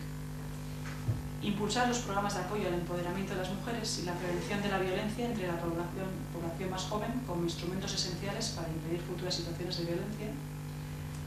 Tokiko bizitzan berdintasun programak zaintzea eta egonkortzea, emakume kolektibo batzuen egoerak ahulak areagotzeko desberdintasunak areagotzearen aurka borrokatzeko. Preservar y consolidar los programas de igualdad en la vida local para luchar contra el aumento de las desigualdades que agudizar las situaciones de vulnerabilidad de algunos colectivos de mujeres. COVID-19 krisiak emakumeen pobretzearen eta kalteberatasunean duen eragina aztertzea, laguntza jarduera espezifikoak diseinatu ahal izateko. Debemos analizar el impacto de la crisis del COVID-19 que está teniendo en el empobrecimiento y la vulnerabilidad de las mujeres para poder diseñar actuaciones específicas de apoyo. Genero ikuspegia txertatzea enplegu galerak, diru sarrerak eta krisiaren beste eragin negatibo batzuk arintzeko neurrietan, zeinak eragin handiagoa izan duten emakumeengan eta oztopo diren indarkeria matxistako egoeratik ateratzeko. Incorporar la perspectiva de género en las medidas dirigidas a paliar las pérdidas de empleo, ingresos y otros impactos negativos de la crisis que han afectado más a las mujeres y suponen un obstáculo para que puedan salir de las situaciones de violencia machista. Eta azkenik, erakundeen, udalen, foru aldundien eta Eusko Jaurlaritzaren arteko lankidetza eta koordinazioa eskatzea, baliabideak bermatzeko eta beharrezko ekimen guztiak abian jartzeko, beren eskumenen esparruan. Y por último, apelar a la colaboración y coordinación entre instituciones, ayuntamientos, diputaciones forales y gobierno vasco a fin de garantizar los recursos y poner en marcha todas las iniciativas necesarias en el marco de sus competencias. Podéis analizar que es institucional.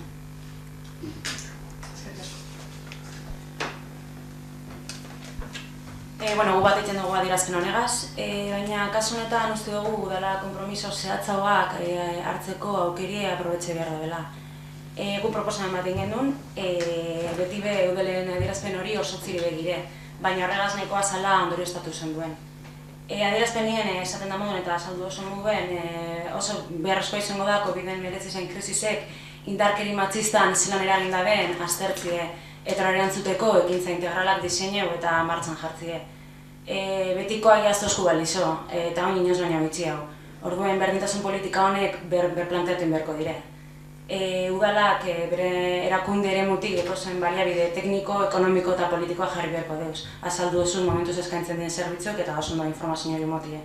Baina uste guk COVID-en krisi hau ezin dela ganera atxakiz izen, batez da datorren urteko aurrekonturi bedire. Oine azaldu duzu dauen aurrekontue, baina guk proposameni jaso genduen eta bai bada faltan botaten dugu neurrize, udala konpromiso hartu behar da dela, gure ustez, indarkeri matxisteri gogorra itxeko, biherrezkoak izango diren partidak handitzeko aurrekontuetan, eta inolaz bez, izosteko ez da murrizteko bez. Gero bai, ezinbesteko irudizeako berdintasun teknikari zen egoera egonkortzi eta baldintzako betzi.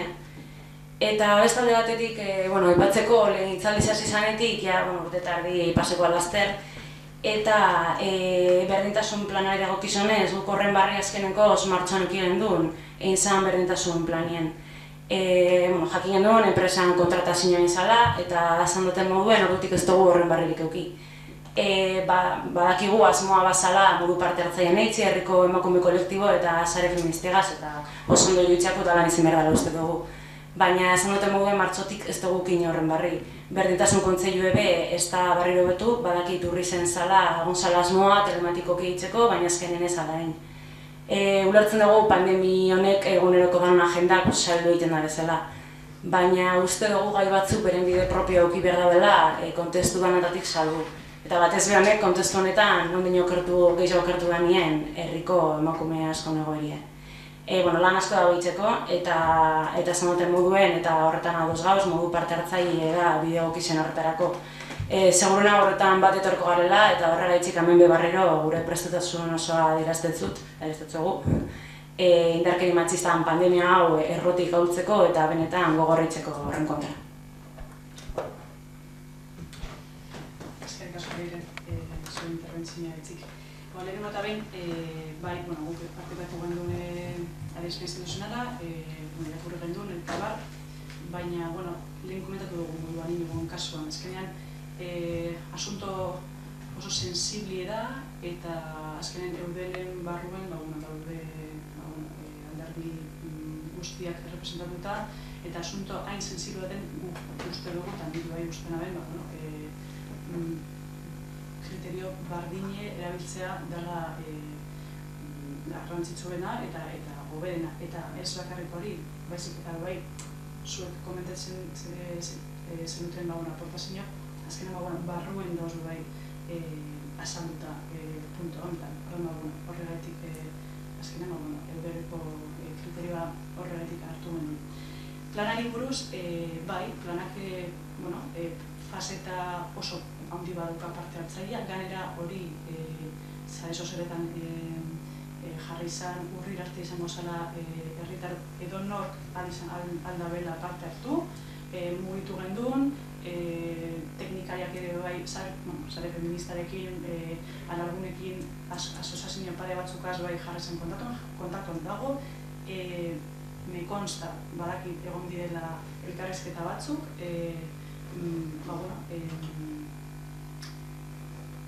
esango nuke,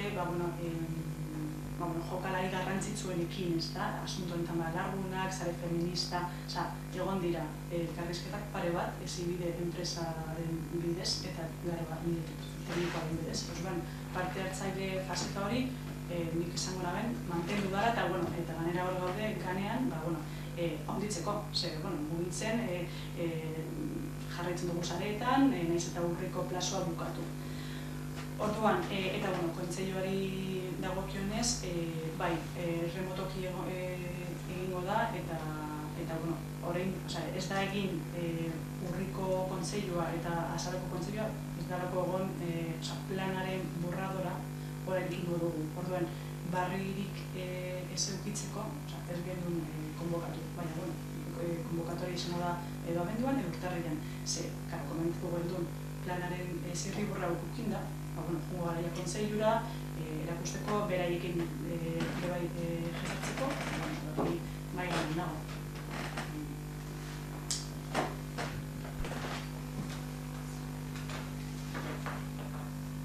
Gizero zer? Bai, nik erregoetan aldera batzuk detotaz.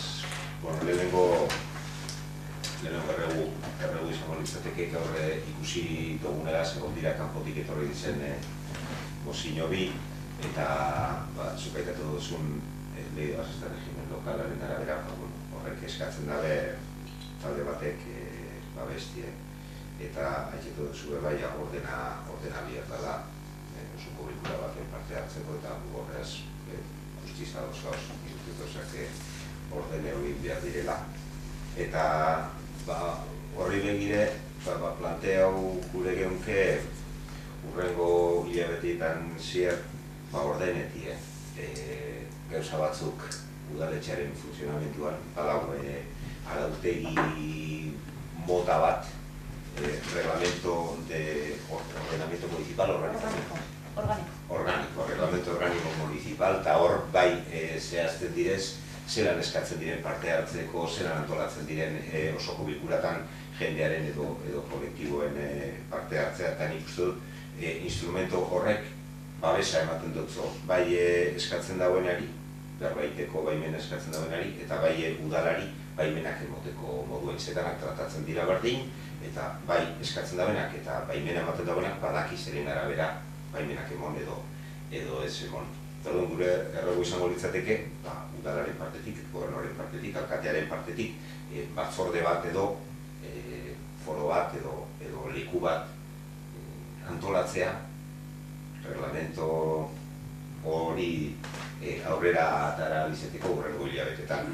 Udaletxe askotan gehienetan esango nuke badago horrelako arautegi bat, eta nik ustutan hori lasaitasuna emango duzue. Goinerrego moduan egiten dugu hau, eta badeko euskare bat hilabete hau martxan ipintzeko, da bestela igual bestera batera formula bengo dugu eta zehatzago ekarri mozio baten moduan nahiago baduzue, baina nik uste nahiko argi dagoela jesarri eta reglamento bat antolatu. Lasaitasunen mongotzule duz ez lasaia. Lasaitasunen mongo dozku dituzu eta ez dut ulertu ondo. Esplikatzea gure duzu?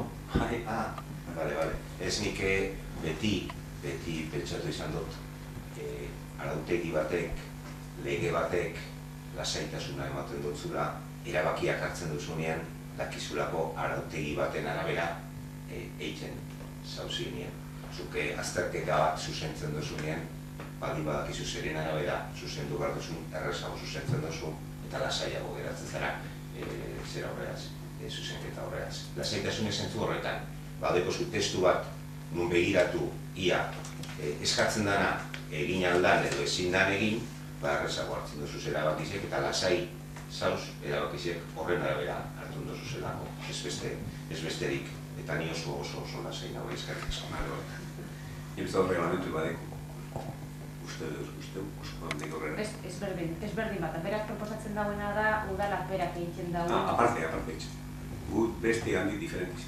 Guartzen dugu, digamos, estatu mailan araututa dago.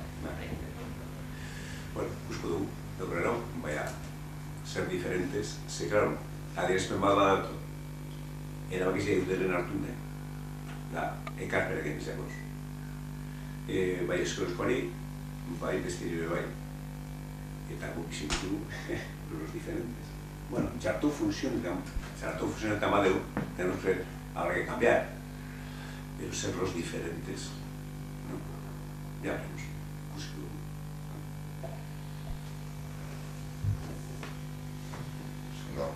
Bueno,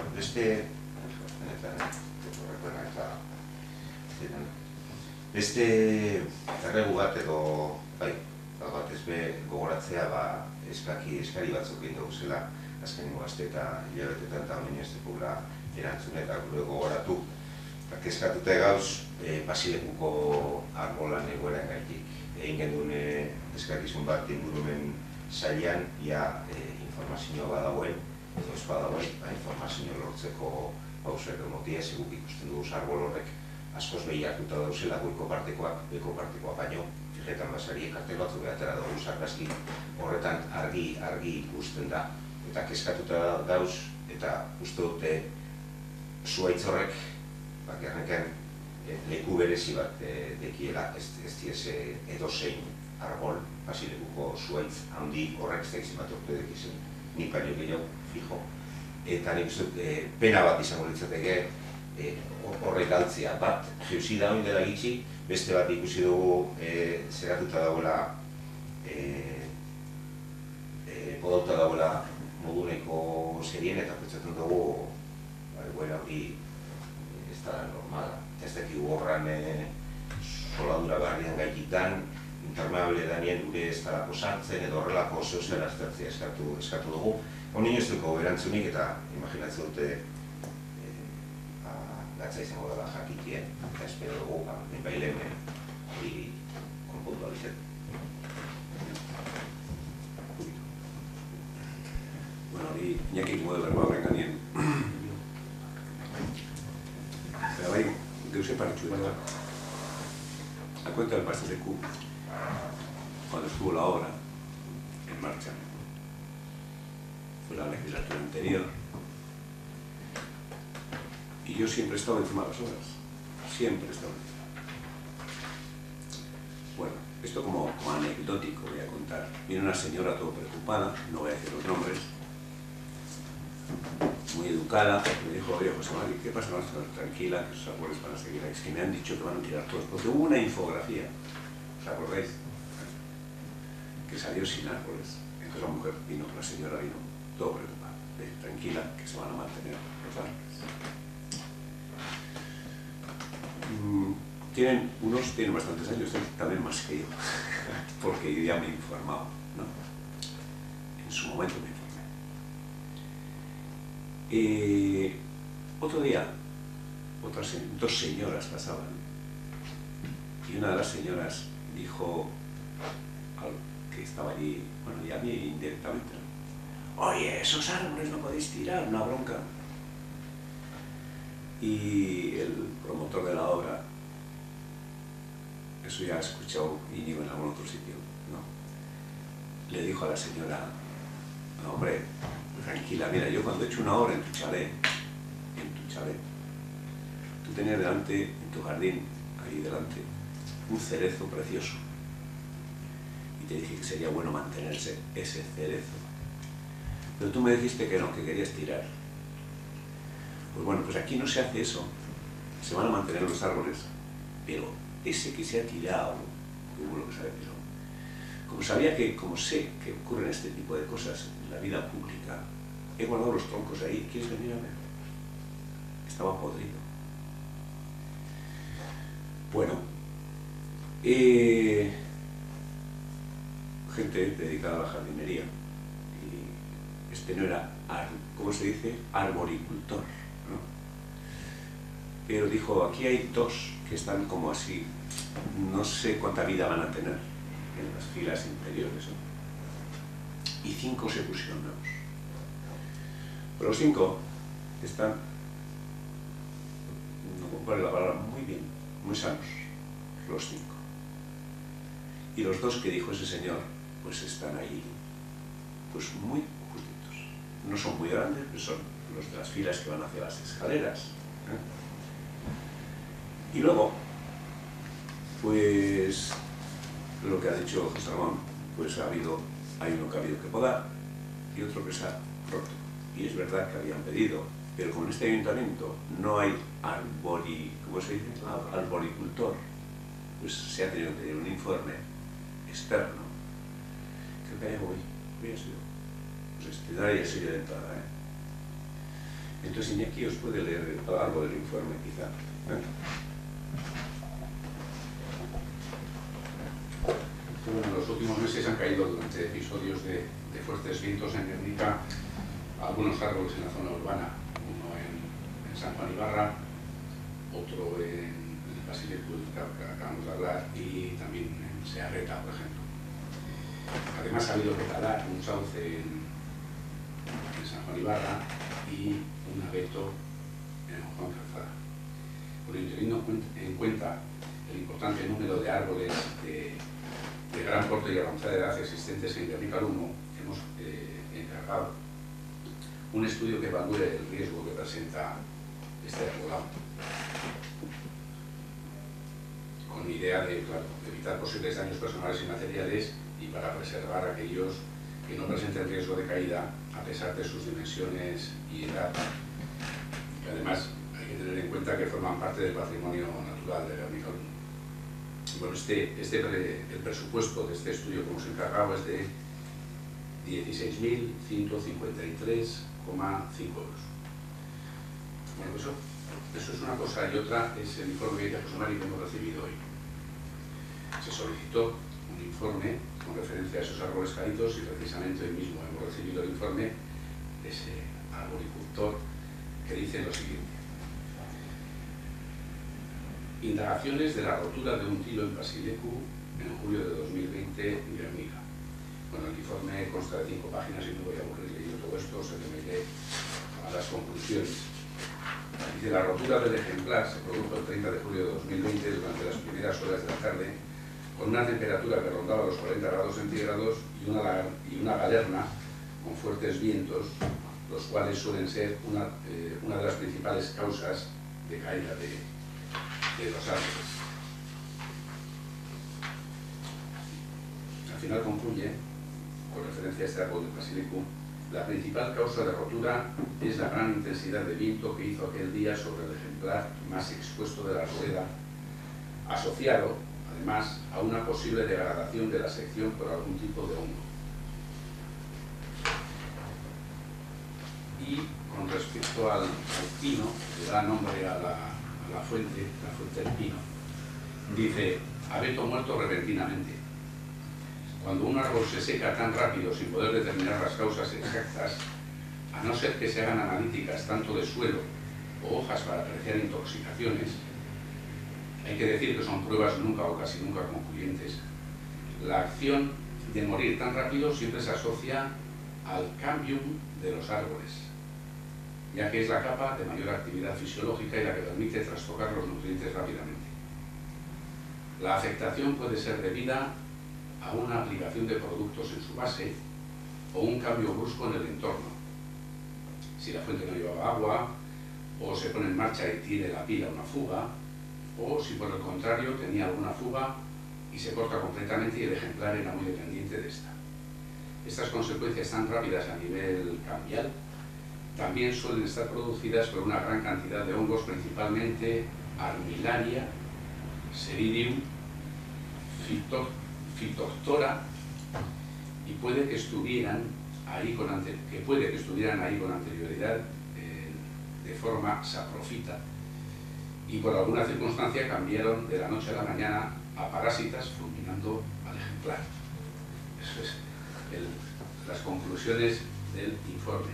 Hace también referencia en el cuerpo, hace referencia a las obras y dice que no se puede argumentar con criterio que la causa tenga nada que ver con las obras. Lo que dice, bueno, pues estas son las conclusiones del informe sobre estos árboles. Y bueno, pues ahora estamos a la espera del estudio sobre el riesgo de los demás, eso que decía que fue que estaban presupuestados en esos 16 motivos. Vale. Eskerrik asko eta posten naiz hori jakitxe eskertuko nuke bai, baina kopia bat horrena biologoan badakizuela, baina ongi horrek eta esaprofitok eta parasitok zer diren badaki lokur bat. Eta egin duzuen irakurketa, benetan, beste simil bat egin medikuntzagaz, modu autopsia bat egin dagoela pertsona horrek, ezin ikusi dugu zeitik hildan arbola bat eta zeitik hildan beste arbola guk eskatzen duguna eta benetan guztuk interesatzea dela prebentzio neurri batzuk hartzie, bada onjo batzuk dauzela, hil aurretik onjo horrek detektatzie eta alba da tratamentu emotien ikusten onino posible da, zuaitzak bai dauzi hartute baina ez dauzile onino ikusten da ez dauzela eta igual salbatu aldi ez ia ze dinuen bigarren ikerketa horrek udarak enkargatu dagoena eta ia lortzen dugu konpontzien, berretako arbolari kriston kristal guzia monta dutzien egin baten, igual horre beste dañoko ez, baina eskerrik asko eta kopiaren zain geratu zara. Bueno, hori ikerketa horretako enkarreguna. Usteko eta gero, zeusaren berba da, berak esan du. Informe horrek, goroko horrien, edo erreiko Bai, urrengo bat horre aspalditik, hau onino, harina hau ere eskatu gendu Iparragirreko bide-gorriaren inguruko txosten teknikoa. Pasaridez Jelieterri eskatu dugunetik eta ez dakigu ondino, udaletxeko teknikoen arabera, ia irizgarritasuna eta segurtasun arautegiak betetzen da bezala bide horrek. Eta txostenik ez dago, bete guk ez dago, igual esango dauzte zuek aurre heldu dela edo badeko zula, baina guk ondino ez dekogu, ikusten dugu aurrera doazela eta ez dakik benetan arautegi guztia betetzen da. Guk oztopoak ikusten dugu zuen arautegia betetzeko eta betetzen bada, nahi genduko jarri. Bueno, hirugarren bidertzot, hirugarren pleno dala horren ganin berbaitzen dune. Bueno, niri iritsi eta jente asko iritsi eta asko, pero da kali dagoela geratzen ondo, elegante, funcional. Nik esan noan zer etxin gauzen. Gauzen txikiziek baina garantzitu. Yo creo que la entrada a Guernica está quedando bien y ordenada. Decíamos que el carril bici que estaba puesto en el año 2014, creo, lo que hacíamos es cambiar al otro lado. ¿Por qué? Pues porque confluyen varias calles de entrada, de salida, garajes colectivos de viviendas. Ha habido accidentes. No sé si os conté, me encontré con un hombre que se llama Fernando, que anda mucho en bicicleta, un señor con cierta edad,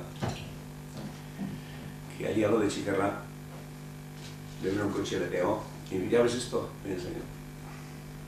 Tenía puntos aquí en la ceja, ya soldados, digamos, ¿no? Pues me mando hasta ahí, coche latigazo como le pegó. Y me dijo, ojo, menos mal, que no le pasa a nadie lo que me ha pasado a mí. Pero habíamos visto varios casos de esos, varios accidentes a lo largo de casi 6 años, ¿no? Y entonces yo creo que lo que no funciona, o lo que funciona con peligro, pues sí se puede, hay que evitar. Y nuestro plan es que Guernica, os he dicho más de una vez, es un plan de seguridad y accesibilidad, que sea accesible y sea seguro. Entonces por eso se ha trasladado al otro lado. Y bueno, pues parece que queda bien, que es lo que esperamos, si no, no hubiéramos empezado a hacer nada. Bien. Además, dije que íbamos a dar otro tipo de seguridad. Estamos acostumbrados, a veces, no sé, prisa o no sé, no hay un paso cebra, cruzamos, por ejemplo, a depositar las basuras, los residuos. Y entonces que vamos a concentrar todos en diferentes puntos en el recorrido, pero al lado de un paso de cebra, para que la gente diga, voy a ir por el paso de cebra, ahí seguro. Otra de las cosas que habréis visto, hemos puesto un semáforo con bicicleta y todo, que está funcionando muy bien y da seguridad al peatón y da seguridad a la bicicleta, para que no le pase lo que pasaba a Fernando, ese latigazo con esos puntos en la ceja. Pero bueno, la empresa que hizo el plan de movilidad de Guernica, creo que era Ingelan, ¿no? Ingelan. Bueno, pues yo he estado con ellos. He estado con Joaquín, ahí Joaquín, no lo veo. He estado con Ingelan, y no voy a leer todo, pero lo que les llevamos a ver, eta dino, irtenbide ona iruditzen zait egindakoa. Ikusi nuen arabera, autoentzako eta bizikletantzako dezente seguruagoa dela dirudi.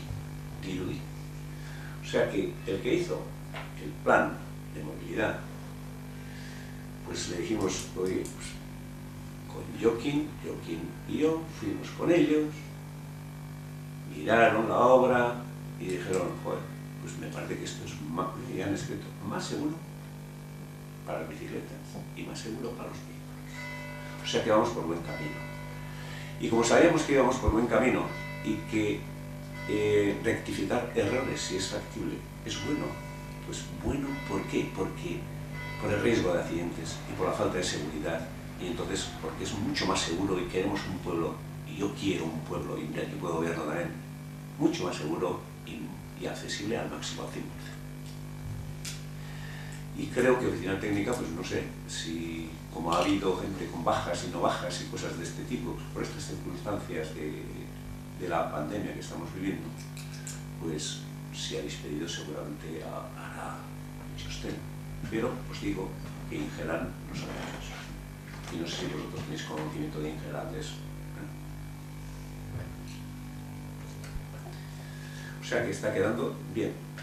Vosotros no sé qué problema tenéis ahí, pero si tenéis problema os planteáis. Pero esa hora se va a acabar. 50% de ese tramo está hecho. Queda el otro 50% y espero que en un mes esté y que todo funcione muy bien y que todo esté bien. Y creo que va a funcionar bien. Y los expertos en movilidad han dicho que sí.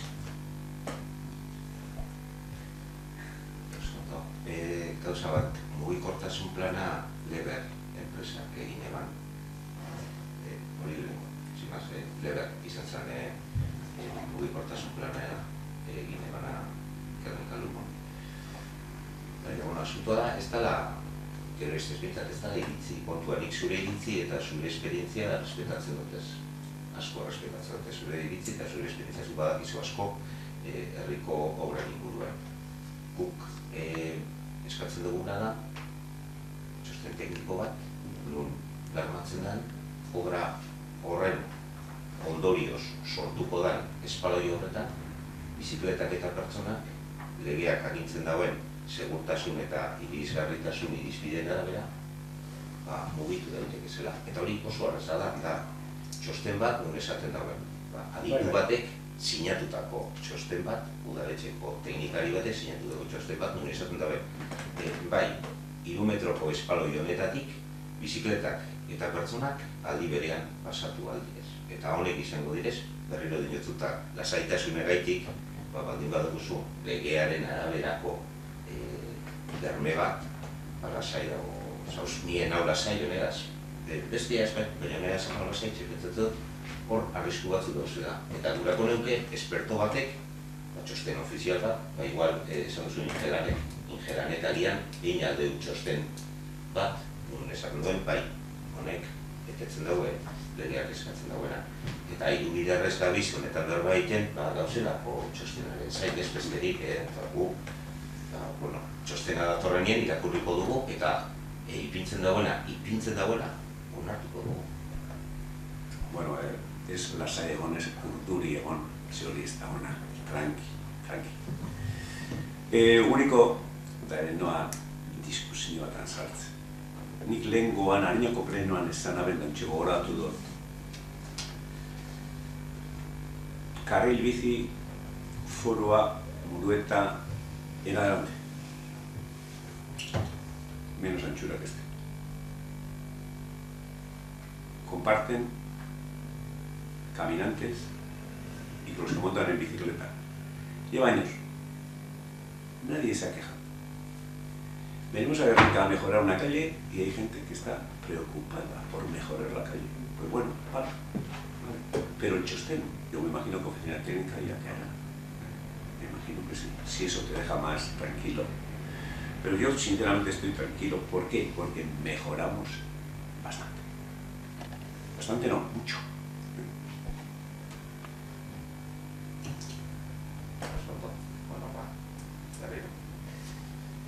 Txostenaren zaikeratuko gara, eta azkenengo gogoratu, hilero moduen azken balitu izango da urrengo balitua eta Euskal Personaldeko eskubidealdeko mobilizazioak egongo direla pasillotuko elkarretaratza adibidez. Bueno, nik separa bat dute. Bueno, lehenen du berba zelan uden ataragen duzela bonoak, 1.000 euro, Íñigo Jaquín deu el 34% para la hostelería y el 66% para el comercio. Bueno, no, yo no quiero hacer comparaciones, Bermeo creo que ha hecho la misma cantidad, ¿no? Aunque ha entregado 300 euros a algunos y luego el resto que le quedaba ha puesto 100.000 y nosotros pues, hemos considerado que en vez de así, pues ya hemos hablado antes, los 100.000 de aquella noche. Bueno, pero vienen las navidades. Y entonces, bueno, hemos estado hablando el equipo de gobierno y los concejales de diferentes áreas del gobierno. Y para estas navidades vamos a sacar 20.000 euros más en bonos, pero para familias, parejas jóvenes, con niños entre 0 y 10 años. Ya que ahora llega la Navidad, el lonchero, los reyes, para que puedan comprar los cuadernos, pinturas, lápices, lapiceros, calcetines, chupetes, orodotis o lo que fuera. 20.000 euros para esas parejas, esas familias jóvenes, porque la mayoría de gente que tiene, la gran mayoría de gente que tiene niños de esa edad son gente joven, parejas jóvenes, pues para poder comprar en las tiendas de Guernica. Eso para que sepáis. Los bonos van a ser 2.000 bonos, y van a ser bonos de 20 euros, que irá a comprar lo que le interesa, pagará 10 y podrá hacer una compra de 20. Bueno, luego, hoy tengo información también de que como el gobierno ha puesto bonos en las tiendas de Guernica, en 85 creo, casi, ¿no? 158.400 euros en bonos. Y he oído, no sé si es cierto, no sé, creo que oía ayer en la televisión, que posiblemente la Diputación Foral de Vizcaya vaya a destinar como 1,5 millones de euros al conjunto de la Real de Vizcaya. Bueno, esa es una. O sea que va a haber bonos de Navidad para familias o parejas jóvenes. Luces de Navidad. Sí vamos a poner luces de Navidad. ¿Por qué? Porque es un año triste el que llevamos, triste. Y las luces a una alegría, a los niños llama la atención, a la gente mayor también, y a la gente no tan mayor y de mediana edad también, me gusta. Para decir que esta pandemia ya irá mitigando y que el año que viene, pues, Dios quiera, funcionaremos mucho mejor y que tenemos un poco de alegría, ¿no? Y bueno, pues hay, deciros que, como novedad, en el Campatorre de la iglesia del 1 vamos a colocar una estrella. Han isarbat Campatorren dugu, moko izan ergetiko ikusteko, bazeran Gernikek bizitzeko da, bizitzan da bizitzeko gogoa. Y también vamos a poner jaiotza, la jaiotza en la ermita, jaiotzi ermitxe, Santa Rosemán, o sea, el nacimiento, como costumbre de estos últimos años, también vamos a colocar en la ermita, que la ermita sabéis que es municipal, y aquel árbol que es Diosa Arti, Arnauna, especial, ojalá dure muchísimos años, y como siempre vamos a poner con flores también, con flores digo yo, con luces. Bueno, pues sí va a haber luces de Navidad, porque hace falta ilusionar a la gente, a los niños, a los mayores y a todos. Y al comercio, bueno, comercio y hostelería. Y luego, pues, que hemos hablado más de una vez, ya se ha terminado la obra del Ego Zelaya, el campo de fútbol de Urbieta. La pena es que todavía no se puede pisar. ¿Por qué? Porque sabéis cómo está el tema del deporte escolar y el deporte de semiprofesionales para abajo, que todavía está ahí. Ojalá pronto ya los jóvenes puedan utilizar las instalaciones porque ha quedado muy bien. Y ya veréis, si pasáis por allá algún día, ha quedado un campo de lujo. Pues a ver si en enero, no sé cuándo, darán esa posibilidad, si es en diciembre mejor, de poder hacer deporte, no a profesionales y semiprofesionales, sino a los aficionados y a los niños. Bueno, beste barik, euskara, ondo ibili, eta plenorik ezpadeku, jai zoriontsu paseo, estesieriko egin dut. Bueno, eso, que felicitar las Navidades a todos y que lo paséis lo mejor posible, porque hay limitaciones que no nos podremos reunir como otros años, más de 6 en familia. Pero bueno, pues este año pues pasamos por ahí, pero pues ante todo pues decir, ¿qué voy a decir? Que las tristezas hay que acabar con ellas y que con optimismo y con alegría de aurrera. Bueno, bien. Gracias.